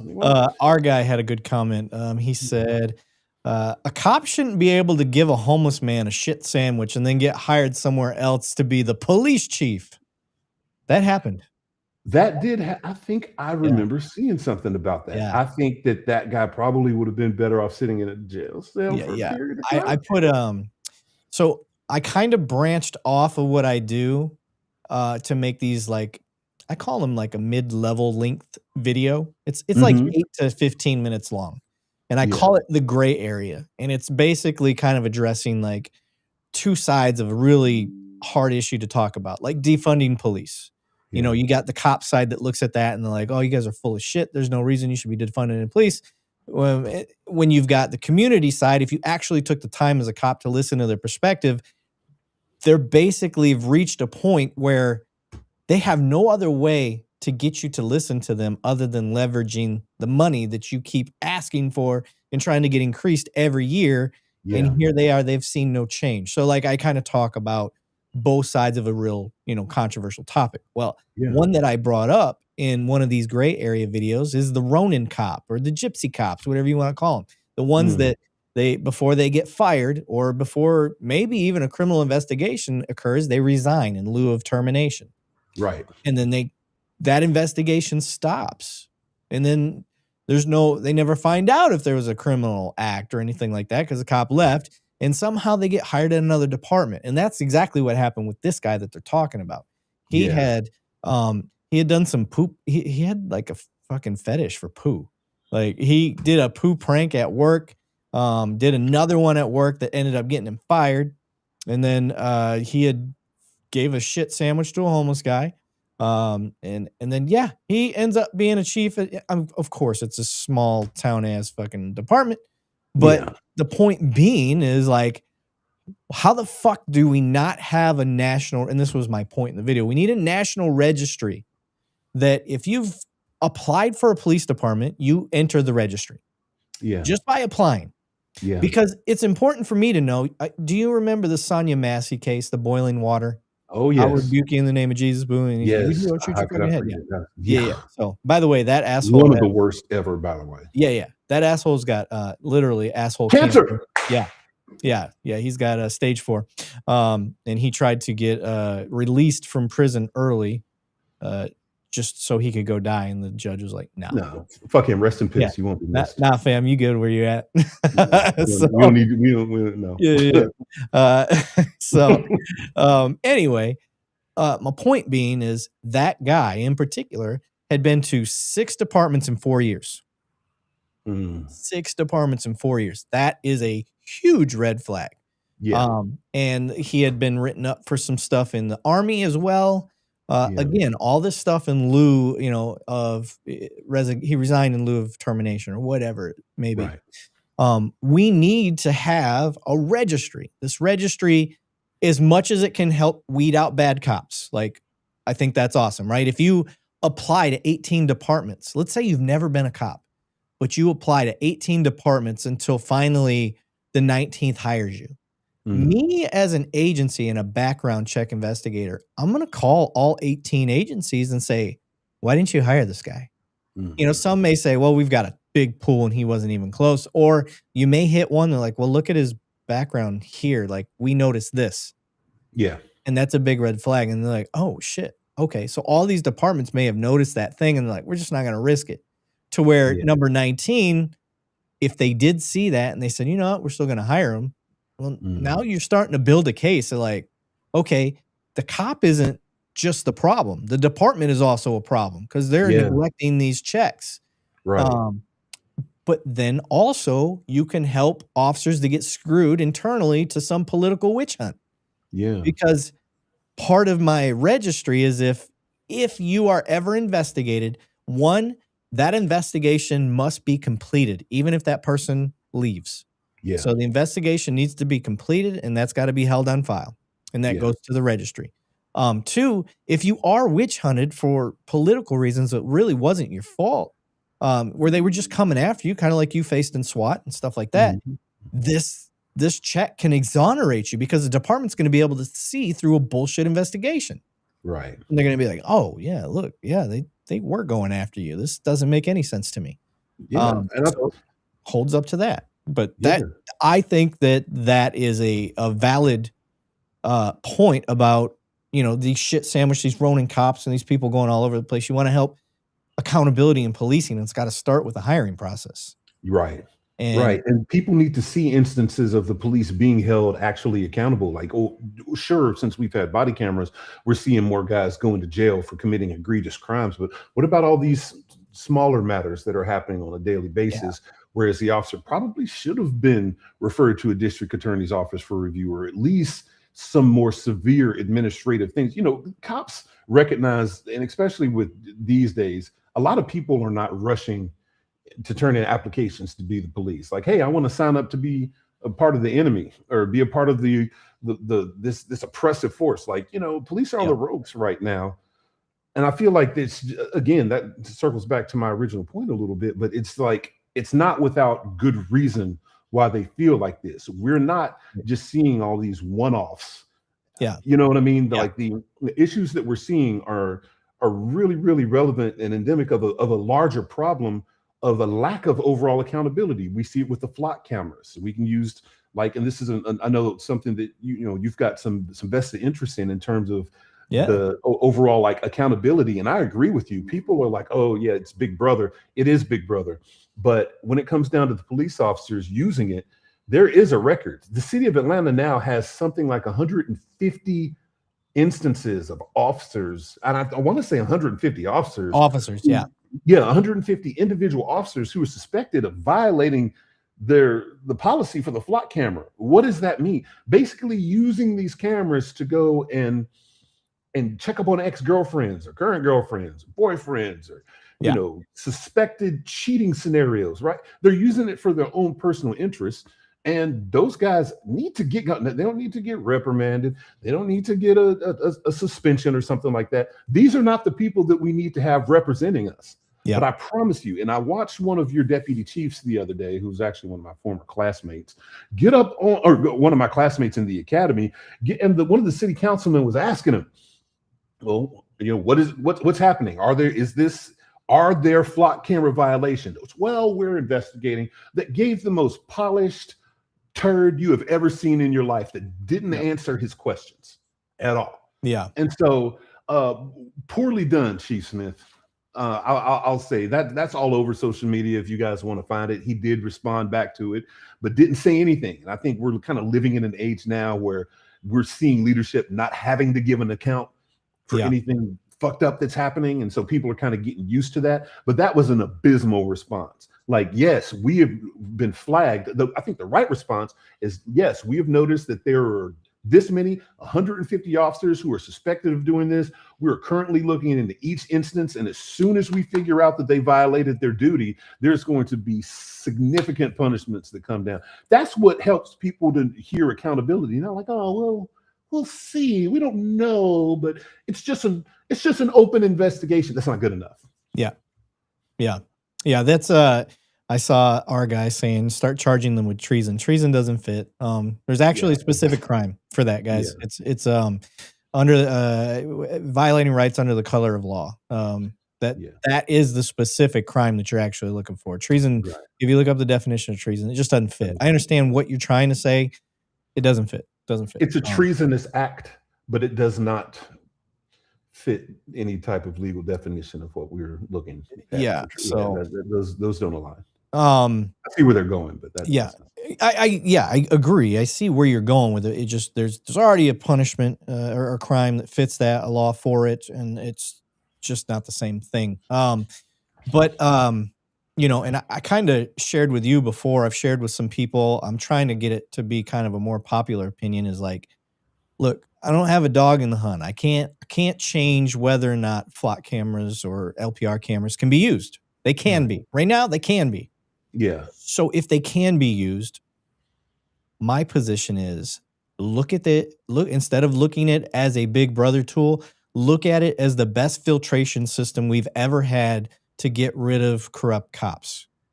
And I think if you look at it in that way, it's kind of a cool concept. It's a cool perspective because people have been complaining for so long, and we've already had the discussion earlier on the show that we want good cops to call out bad cops. Yeah. Well, guess what? Now you've got a third-party, non-biased system that it doesn't give a shit. The moment you do something inappropriate with the system, it flags it. And it puts it on a log that it can't be buried. It's open for a FOIA investigation, and there's accountability to the auditor that finds it. Because if he doesn't report it, it's going to report him too.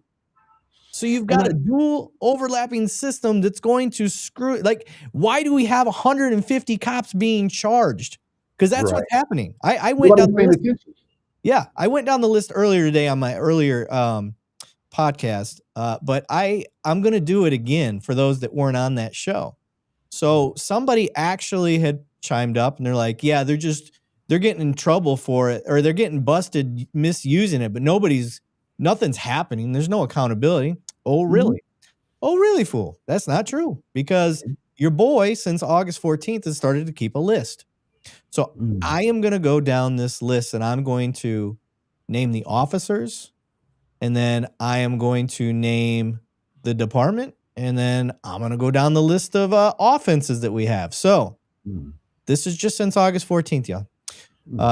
Titiana Davis, Jay Jackson, Nicholas Richardson, Brittany Smith, Isaac Wittes. Some of these names I'm going to butcher. I apologize. Tony Sierra Lewis, Kazavinian Stubbs, Joseph Calloway, Deputy Quenisha Goss, Sergeant Karubu Salawu, Patrick Isbell, Deputy Cynthia Jodeci, Lieutenant Chris Bryant, Sergeant Mike Creedon, Major Brandon Sellers, Deputy Christian Brewer, Investigator Curtis Hopkins, Lieutenant John McKenzie, Deputy Joshua Johnson, former Deputy Jaquarius Yarborough, Chris Roser, Tracy Royston, Investigator Andre Wright, Chief Michael Steffman, Detective Brandy Alamy, Christopher Goodson, Jeramus Brown, Cody Hall, Elizabeth Snowman, Seth Elliott, Christian Morales, Josu Ayala, Detective Tarangi Chapman, William Kopp, ironic, Deputy Alexander Vanny, Robert Joseph, Lieutenant Victor Heyer, Roberto Sedona, Zachary Gauthier, Latasha Moore, Michelle Burling, Russell Kenton. Okay. South Carolina, Ohio, Tennessee, Kentucky, Kansas, California, Illinois, Wisconsin, North Carolina, Florida, and then all the rest, Georgia. And when we really get down to brass tacks, here's what they were charged with, because you wanted to know the charges. So we have got misuse of license plate data. That is a actual offense in Georgia, a misuse of license plate reader system, misuse of automated license plate recognition systems, violation of oath of office, violation of oath of public officer, computer invasion privacy, stalking family violence, harassing communications, official misconduct, offense against users of computers, computer system, computer networks, and electronic devices, misconduct in office, act in access of lawful authority, unlawful acts concerning computers. These are all of the charges that have gone. Like I said, I have a vested interest in this. I am paying attention, and I'm going to call out the bullshit when I see it. Yeah. This right here, y'all, I just went down a quick list. This is only the stuff that's made the news by this month that's made the news. I have not even gotten into the list of I've got another list here that is just as long of things that are pending. It's just pending in the investigation. Do you think that they're going to get charged as well? Because I do. Why? I don't think that. Oh, go ahead. I'm sorry. I was going to say, why are they going to get charged? Because you can't hide the document. You cannot. This is not something you can sweep under the rug. It is there. It is verifiable. You can't get away from it. All of the FOIA requests, it doesn't matter.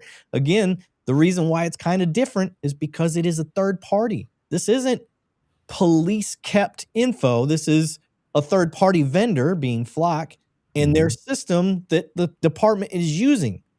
So even if that department somehow magically makes it disappear, guess who has the record? Flock. And Flock cannot afford to be looking out for police right now.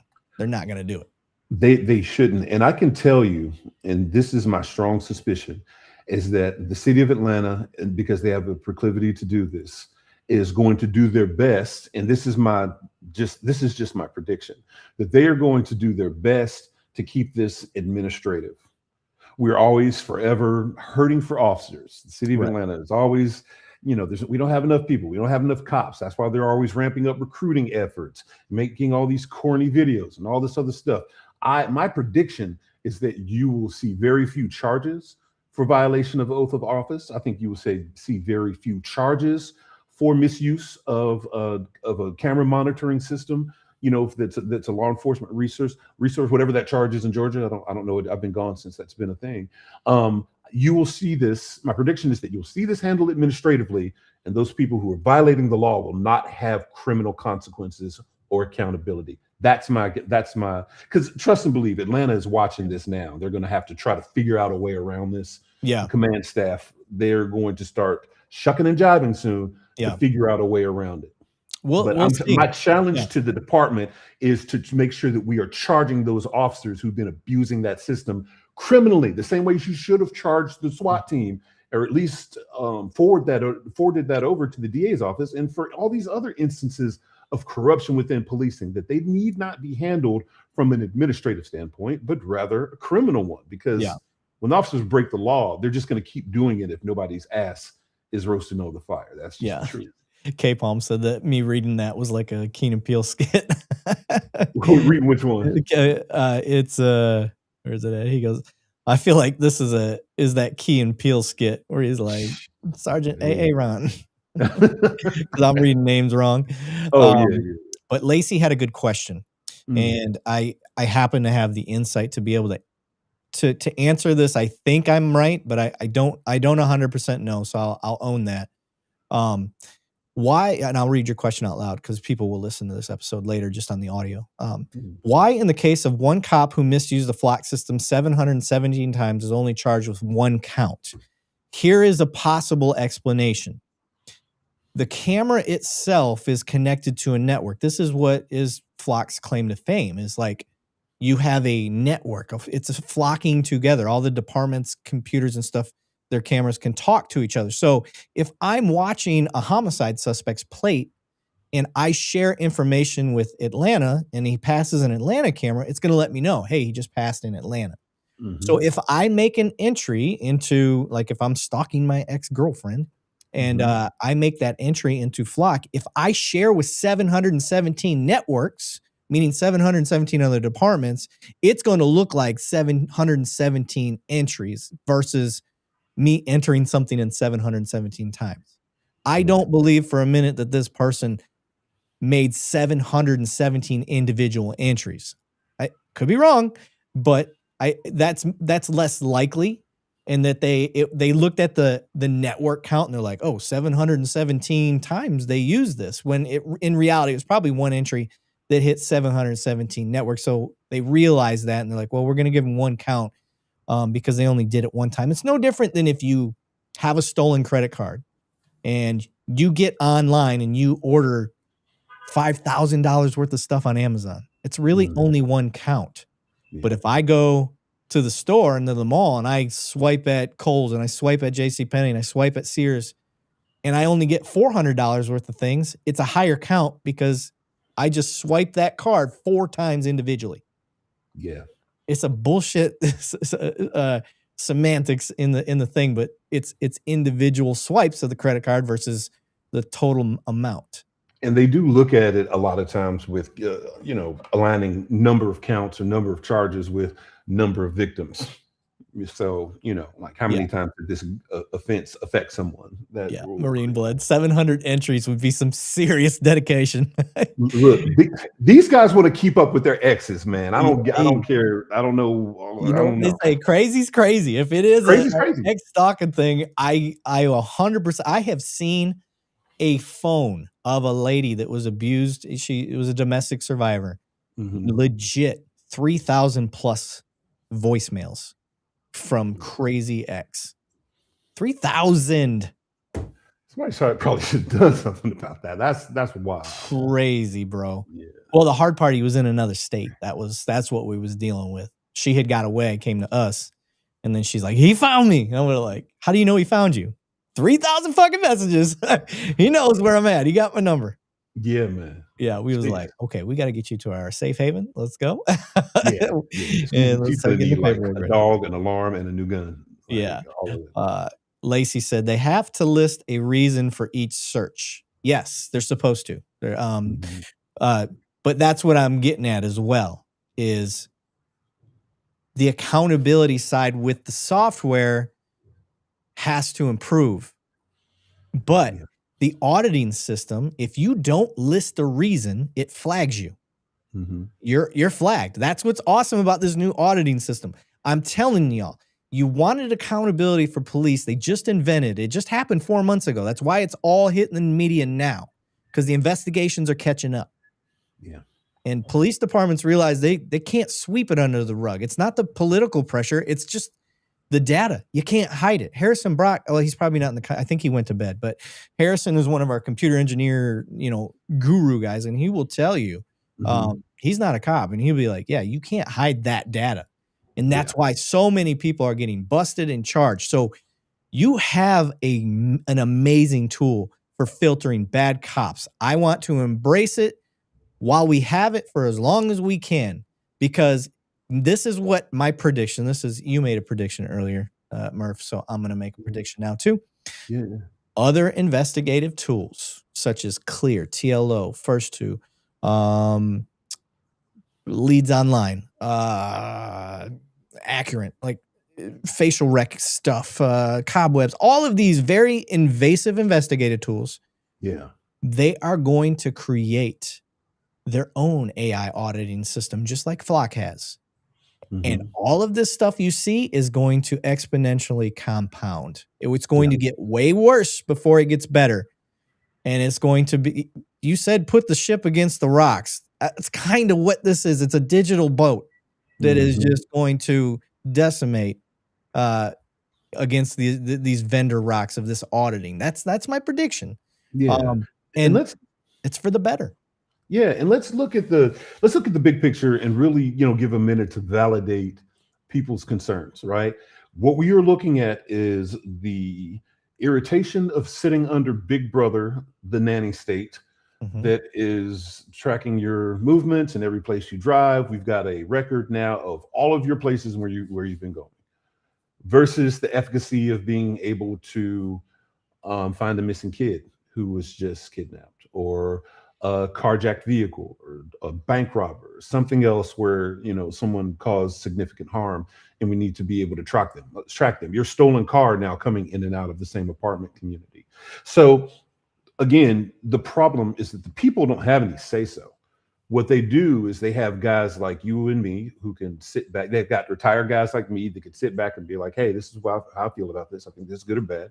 We've got guys like you who have a lot of vested input and research and energy into actually affecting policy, and then you've got your average person who is just riding around, who is going to be driving past these cameras every day, and we've got their opinions. And I think that is the balance, right? The presence of the nanny state and knowing more about you and all this other stuff. Like, even when I get those updates on my phone, like on my app, where it's just like, well, will you allow this app to track your activity? Fuck no. Yeah, right. What I'm saying? Like, Apple is so good about that. They're one of the few companies that, like, they try to stop everybody from being able to see your personal stuff for the most part. And so nobody wants to be supervised and monitored all the time. And so again, I think that's why you have to make sure that you, as a citizen,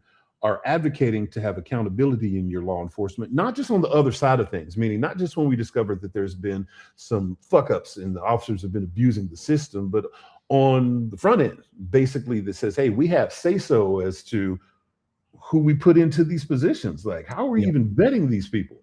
There's no say-so in policing. You all who are sitting under police departments have zero say-so whatsoever as the type of police that you're going to get.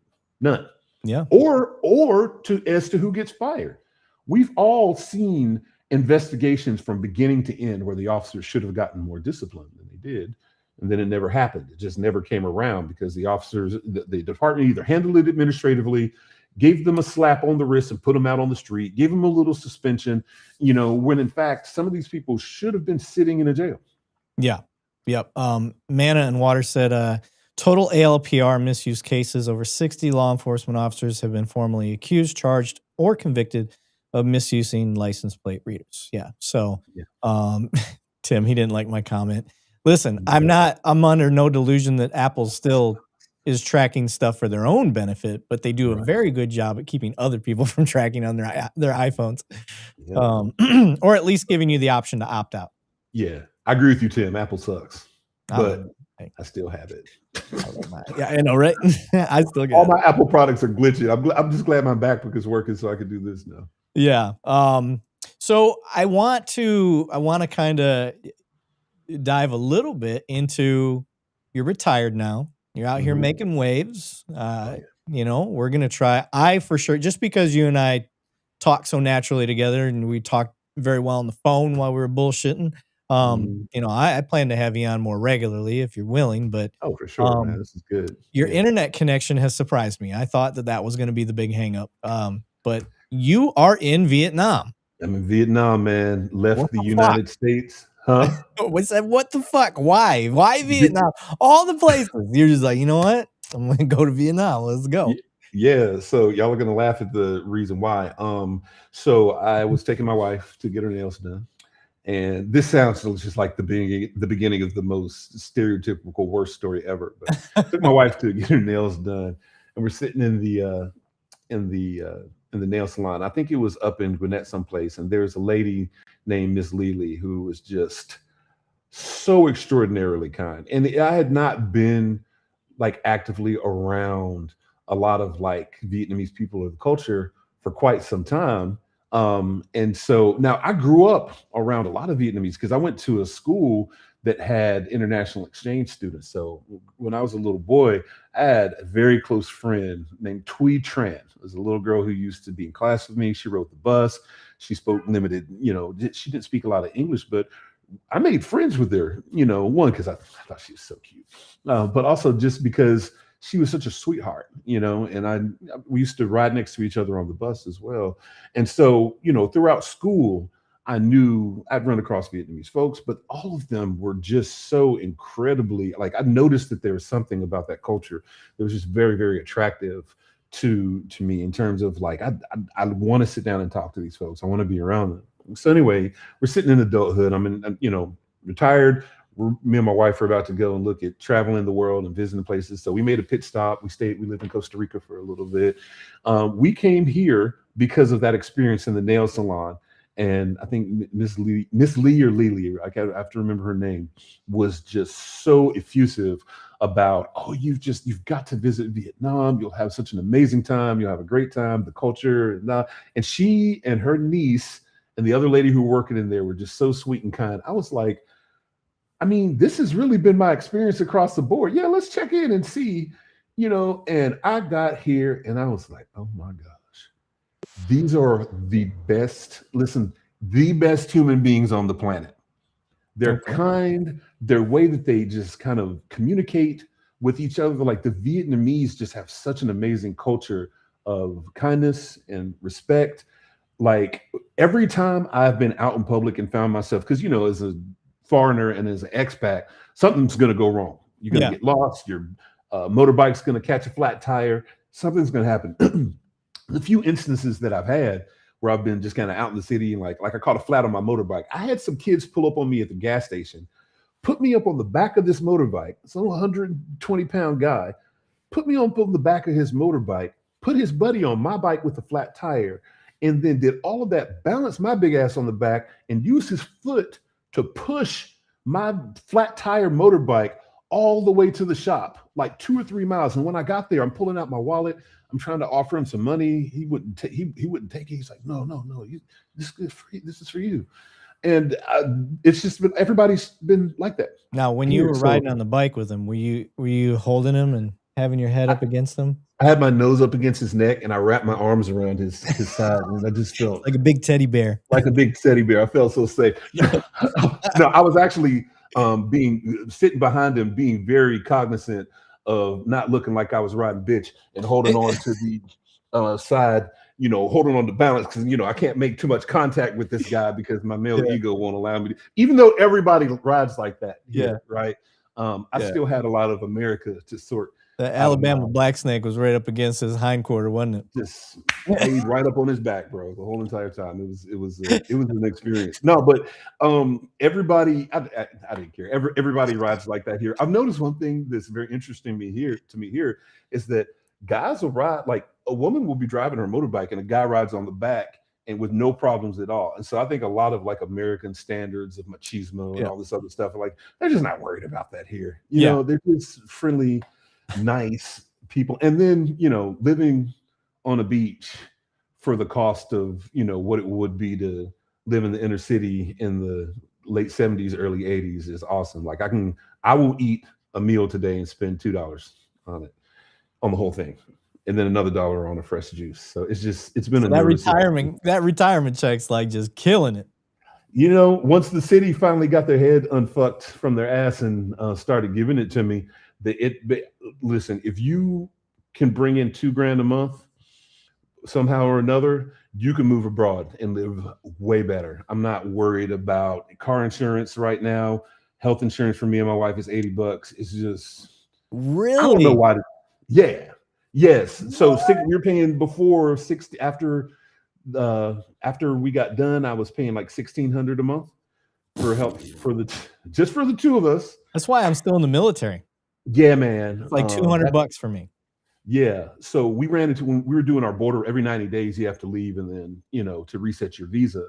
And on the visa run, we ran across a kid who had been being stupid, out racing a motorbike, but he wrecked his bike, had a compound fracture with a bone sticking out of his leg, had to have an emergency ambulance trip to the hospital, a 3-day stay, emergency surgery, the cast, all of his medications, food, and all of that was $750. Damn. And that would have been 70 grand. And anybody who's ever had. You trust the medical system over there? All good to go? Oh God, it's so good. It's so good. People are like, you know, I think people just don't know. They haven't traveled. They haven't been. Yeah, I know. I mean, I've traveled a lot, but I've never had, you know, knock on wood, but I've never had to go to medical being in another country. Yeah, man. I don't have the experience. So, yeah, that experience is scary. You're in a whole nother place. You don't know what to look for. But especially in like modern cities, especially like Da Nang, you know, you've got all the, like, this is a very technologically savvy city. Like, everybody drives electric cars, a lot of electric cars here. They have cool tech everywhere. And the hospitals are super duper clean, high tech, modern. They have x-ray tech that I hadn't seen before. You know, I'm used to the United States x-ray stuff. You know, they put the big lead blanket on you and do all this other stuff. Like, now, even like, I had to have a root canal the other day. My root canal in the States was $1,500. My root canal in Da Nang was, I had to have the work and a crown added, and I spent like $225. Dang. And from a high tech modern dentist office, like super duper fancy with everything you would see in like a nice place. And it's just, when you go in for medical care here, you could tell they don't want to see you again. Meaning, not because they're like mean, but just because, like, let me make sure we help you so you don't have to come back. So people, it's crazy being able to afford food, healthcare. I spend maybe $4 or $5 a week in gas. Dang, that's crazy. Yeah, dude. Super cool. Ryan said, Murph, can we come visit? Maybe stay a couple nights. I need, Ryan, I need to know who you are, who's your family. What's your mama's name? Do y'all go to church on Sundays? Right. No, I'm just no. Look me up. Look for sure. Anybody interested in coming here? Yes, look me up. Yes, connect. No, you can't stay in my place because unless no, man. I'm just still weird that way. But yeah, we can hang out. We'll go and we'll get some. Yeah. Wade said Vietnam, Bangkok, and prison. It doesn't count if you're. It doesn't count. You're good, Murph. He's talking about. Okay. I'll take it. I'm sorry. I'll take it then, man. Everybody I've met here, like the encounters that I've had have been just like super duper cool. And it's good to get out of the States, guys, just in general, because you don't recognize how much being in America, how much you're just used to being around Americans. Yeah. Being with American culture and certain expectations and stuff. And so it's not just the benefits of not having to pay a bunch of stuff. We forgot what it was like to have community. We really did. Yeah. You know, how many of y'all know your neighbors? Like really, really know your neighbors, you know? Yeah. And so it's nice to be able to have that transition. But anybody who's coming to Vietnam, y'all look me up and we'll link up for sure. I'm talking about knowing your neighbors. I'm trying to convince my neighbor. We're going to eventually need to get a new fence. The wood fence, the privacy fence that's between us, like, it's on its way out, but he just built this massive, like, I don't even know what to call it, man shed in his backyard, right? And he's building like a whole workout area and all that shit. I'm like, bro, we should put a party fence. Like, have you ever seen the party fence where you can like tilt it or like it turns into a table? And it turns into a table, like a bar top. Yeah, like a bar top. Yeah. Like, bro, we get that. I was like, then I can just come over, work out. I've got a power rack, like a Rogue power rack. Yeah. So I was like, don't bother buying one of those. I don't have anywhere to put it right now since we moved into our house that we got. So I was like, we'll put my power rack in your barn that you built, because he's building a whole workout room there. And he's like, I got the weights. I was like, all right, let's go. And so I want to build a party fence with my neighbor. I long for the day of having neighbors again that I can do stuff like that with. You know what I mean? Having the block cookouts where everybody puts tables out on the street and I don't know if y'all ever did that, like when you were younger, and just having like a whole, like, just everybody comes out and just like have a picnic that goes all the way down the block kind of deal. Oh yeah. I like that. I miss that world, you know? Yeah. Yeah. And there's probably not a whole lot of brothers out there. you see the one black guy. Look, so there are a lot of black dudes. There's a lot of black people in Da Nang, which is super cool. But any place in the world that we go, now we've had the experience, Black Americans, we recognize one another, and we're always so excited to see each other. So when I see another brother out here in Da Nang, this is how we recognize it, and this is how I can tell the difference from like seeing like somebody who's like from Britain or African, or not American, Nigeria, or something like that, because their culture is not really predicated in speaking a lot. Yeah. So I make the mistake. I'm just excited, especially when we got here to Vietnam. We weren't in Da Nang first. We were in Ha Long Bay, and there were not hardly any. I didn't see any American brothers out there at all. So like, with the exception of like in the last couple of days, I saw my first one. I was super excited. You know, I did the head nod to him, and he's like, you know, I was like, oh, you know. Yeah. But interestingly enough, I'm learning that just from on a cultural tip, like Brits, like Black Brits, don't really do that too much. Africans don't like, and again, and we talk about Africa, people talk about Africa like it's a country, but folks from like Nigerians, you know, folks from Liberia, just stuff like that. But African cultures in general are a little bit less likely to acknowledge. That's very much an American thing. Yeah. So I can always tell that I see another brother from the States because I do the head nod and he'll do the head nod too, because we're so excited to see each other. And the next thing you know, we're dapping up. And I was saying it's like finding two unicorns that run into each other.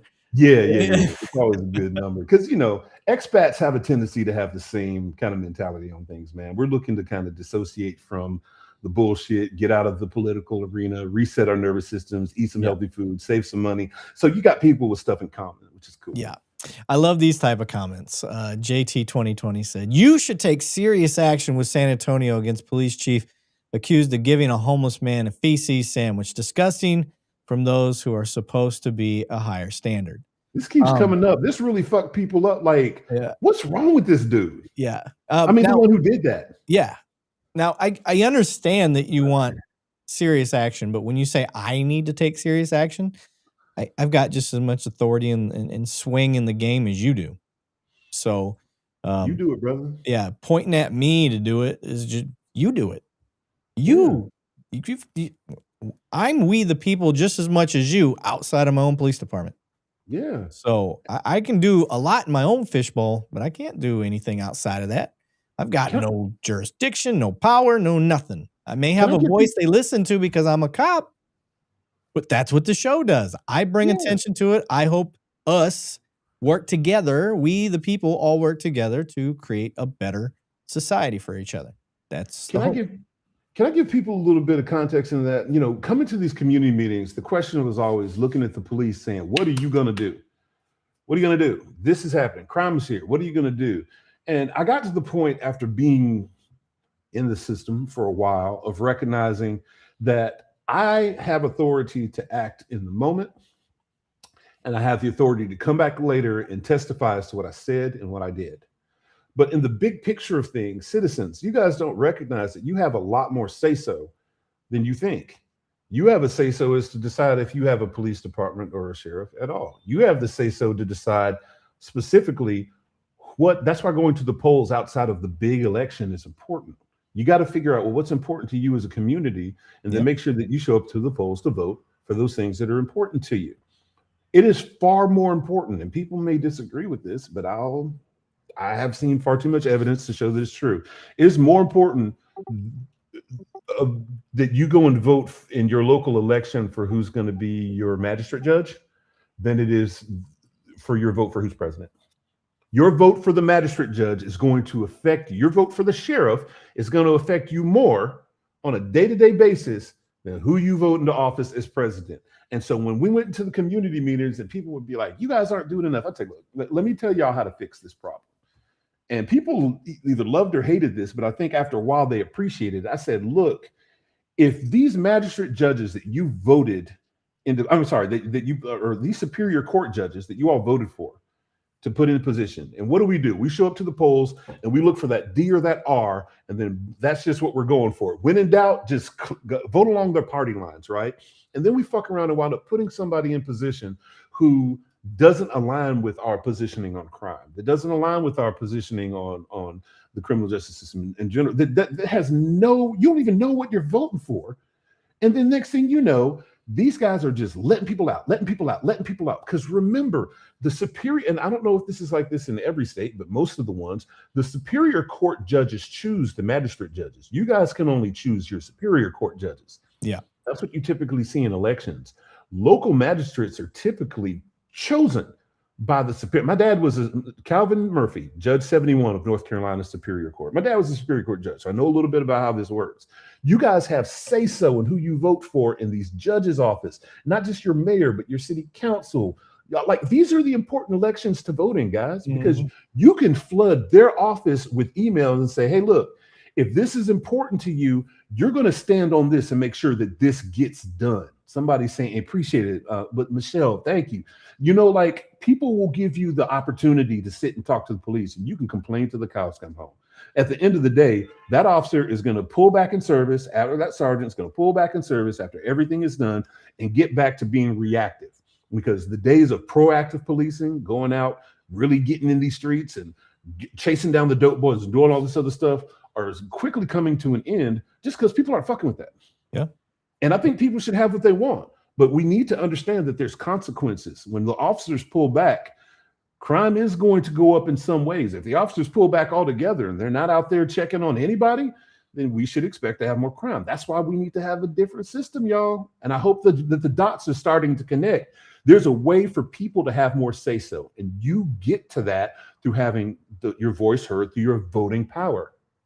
You vote into position the people who you want to be there, and if they don't do their job, you fucking fire them. Yep. Give a shout out to HBO Matt. He dropped $5 in the super chat. The asshole, he knows better. He said, found out the Alamo has banned rifles. I'm going to have to go fix that. They messed with everyone else. Now open carry Texas is going to get in on it. You may not know HBO Matt Murph.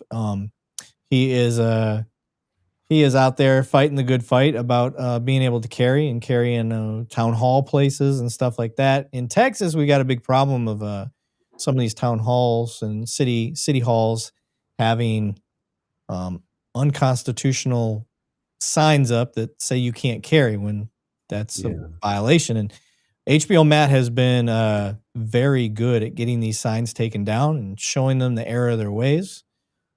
So we love having him. We've had him on. Love talking to him. But yeah, he dropped $5 for us, and he's out there doing the Lord's work. We love it. So I know that's right. Can I weigh in on that real quick? I am probably the biggest gun guy you have ever seen in your life. I've got a Fort Knox Maverick safe, 1,000-pound safe at home. I've got a 300-pound safe. I've got a couple other safes back in storage and I don't know how many guns I have anymore. To be honest with you, I have no idea. Something in every make, model, platform, bump fires that I used to have before I lost them in that tragic boating accident. Reflex triggers, you name it, right? Silencers. I was into it. For the first time in my life, living in a world where there's just no guns anywhere, and I know that's not the state of affairs in the United States, I have started to really change my views on gun laws. Really? Since I've been out here, yeah. Since you've been out there? Since being out here, right? So people are going to probably say, oh, yep, he's turned into a communist. We knew it was coming. And that's just that's not the case. It's just that this I've never seen. And mind you, you go back to my home where I live, and you'll find safes filled up with guns. Yeah. But since I've been here and being in an environment where there are just none, meaning the police don't carry guns. They have them, but they don't carry them out on patrol. Right. I've seen one firearm since I've been in Da Nang for 10 months. It was on a security guy outside of a bank, sitting next to a uniformed police officer with no gun. And the crime here is just violent crime. Like, I don't even know what violent crime is here. Typically, it's happening because some foreigner is drunk and Does some dumb shit. Yeah, doing some dumb shit. But when it comes down to the locals, I haven't seen any evidence. I know it's anywhere you go, there's crime. I just haven't seen any evidence of it whatsoever. I haven't heard any news reports of people shooting each other because nobody's carrying guns here. So interestingly enough, and I know America's a different world. Our society, and I used to make this argument all the time, was formulated based off of distrust for the government. We have the Second Amendment because we were not like the Brits. Our society was not stabilized by the love of queen and country. We distrusted our government, and so we armed ourselves. But it's been very interesting to see a world with no guns and that's entirely safe. You know, my wife can go downstairs at 2 o'clock in the morning and walk around on the streets completely safely. And so it's like, I can see what people are talking about now, you know? And I love my guns. It's just gonna start to change. That is interesting, sir. I like that. Well, sir, we are creeping up on 3 hours. We're about 2:45. So I am going to wrap it up. I do appreciate having you on, sir. We're going to have you on some more as long as you're willing. Oh, man, I'd love to come back, brother. This was a good time. I'm watching the comments, and I get a pretty good vibe from my comments. They don't dislike you, so at least not from what I'm seeing so far. And I think sounds good. I think they definitely love the fact that you're willing to answer the tough questions and call out shit that you see. Which I think I even put in the description that there's going to be a twist, and I find it interesting. You know, your path was so, optimistic, and then at the end, even though you have a negative connotation towards what your experience was, I still don't feel like you have a negative, cynical outlook to it. I just think you think we got to fix it, and here's how we fix it. There's a positive to it. And I think that's why you and I get along so well, is because I am idealistic, optimistic guy, and I didn't have the negative experience you had, but I know it exists. I've seen it. I've seen it. That's why I keep doing what I do. So we're able to have this conversation and both believe that we can help fix things. It's just, how are we going to get that done? Well, we got to have these conversations. Yeah, for sure. Got to be honest. We got to acknowledge the other person's perspectives. And I think that's what we're doing on here. And it was good. It was a good show. It was a great show, man. I mean, so one, I would just want to say thank you for inviting me on here. Let me share my story. It's been just, bantering back and forth with you and with your viewers, man, has been an extraordinary experience. And, one of the things that I really appreciate about your channel and content is that it's difficult to be sworn to something and be able to still maintain a position of balance and moderation. Yeah. The all police, or I never find too many great arguments with people who stand with the all police. You know what I mean?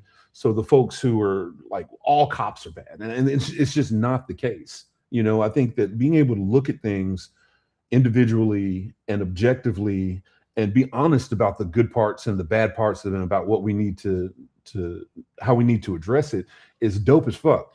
And your content, I think, is really, really relevant. And I hope for, that you pick up a lot of viewers from this episode, man, because like, this is what creates trust with people who are dealing with law enforcement, folks who are willing to say, yeah, this is fucked up right here. This is the name of the fucked up person. This is the name of the fucked up action. And this is what we needed to do. Man, I think if we had more of that, law enforcement would be looked at differently. Yeah. Because you can't, let's keep it a gram. You can't polish a turd. Yeah. Some things are need to be changed. Some things need to be gotten rid of altogether. Some things need to be steered in a different directions, and some need to be left alone. But I appreciate the balance that you bring. So this is thank you very much. Appreciate it, Marine's blood. Good look. Yeah. That's one of my mods. He's looking out for you. Oh yeah. But yeah, it's I think personally, and I'll end it on this. I do think personally that if we can get cops to have these conversations, because I've had these conversations with lots of cops that have a similar perspective that I have. Yeah. That would help the public realize there's more than just a couple cops that get it. There really are a lot of cops that get it. They just don't speak it. And not everybody's comfortable doing this. Like, this is this is a rare thing. Like I happen to be lucky. I'm very much a extroverted person, and I picked up on this pretty easy. It worked for me, but not everybody's got the social skills to do this, or the want to do it like this, and that's fine.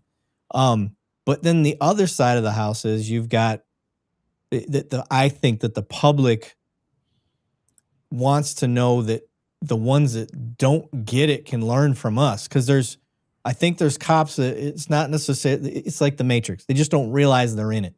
Yeah.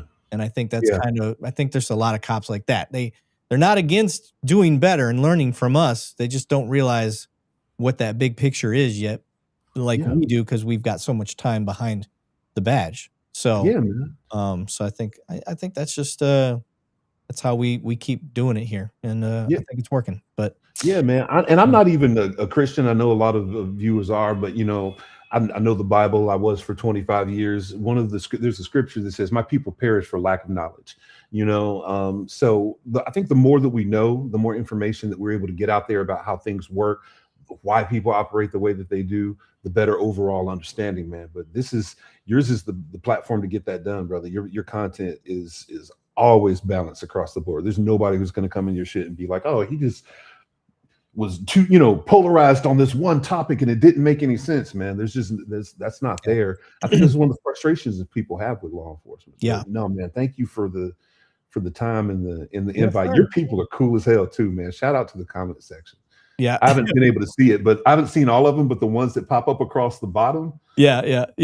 Ryan. Oh, okay. Eric's doing it for the fame and money and the big corporate sponsorship he's getting. Oh, okay, cool. Well, shit, man, point me in the right direction. I need that. Yeah, exactly. Appreciate it. Everybody out there, appreciate you guys. Thank you for all the donations and the love today. We really appreciate that. I will be out of town. I will try to jump on. I'm going to be on a laptop. I'm going to be at conferences. I'm going to be out at Georgia, and then I'm going to be out at Phoenix, Arizona for the next 2 weeks. I'll be out. So I'm going to try to put some reels and stuff together while I'm gone, but you guys know how it is when I'm traveling. You might get some stuff, you might not. We'll see. So everybody else, thank you.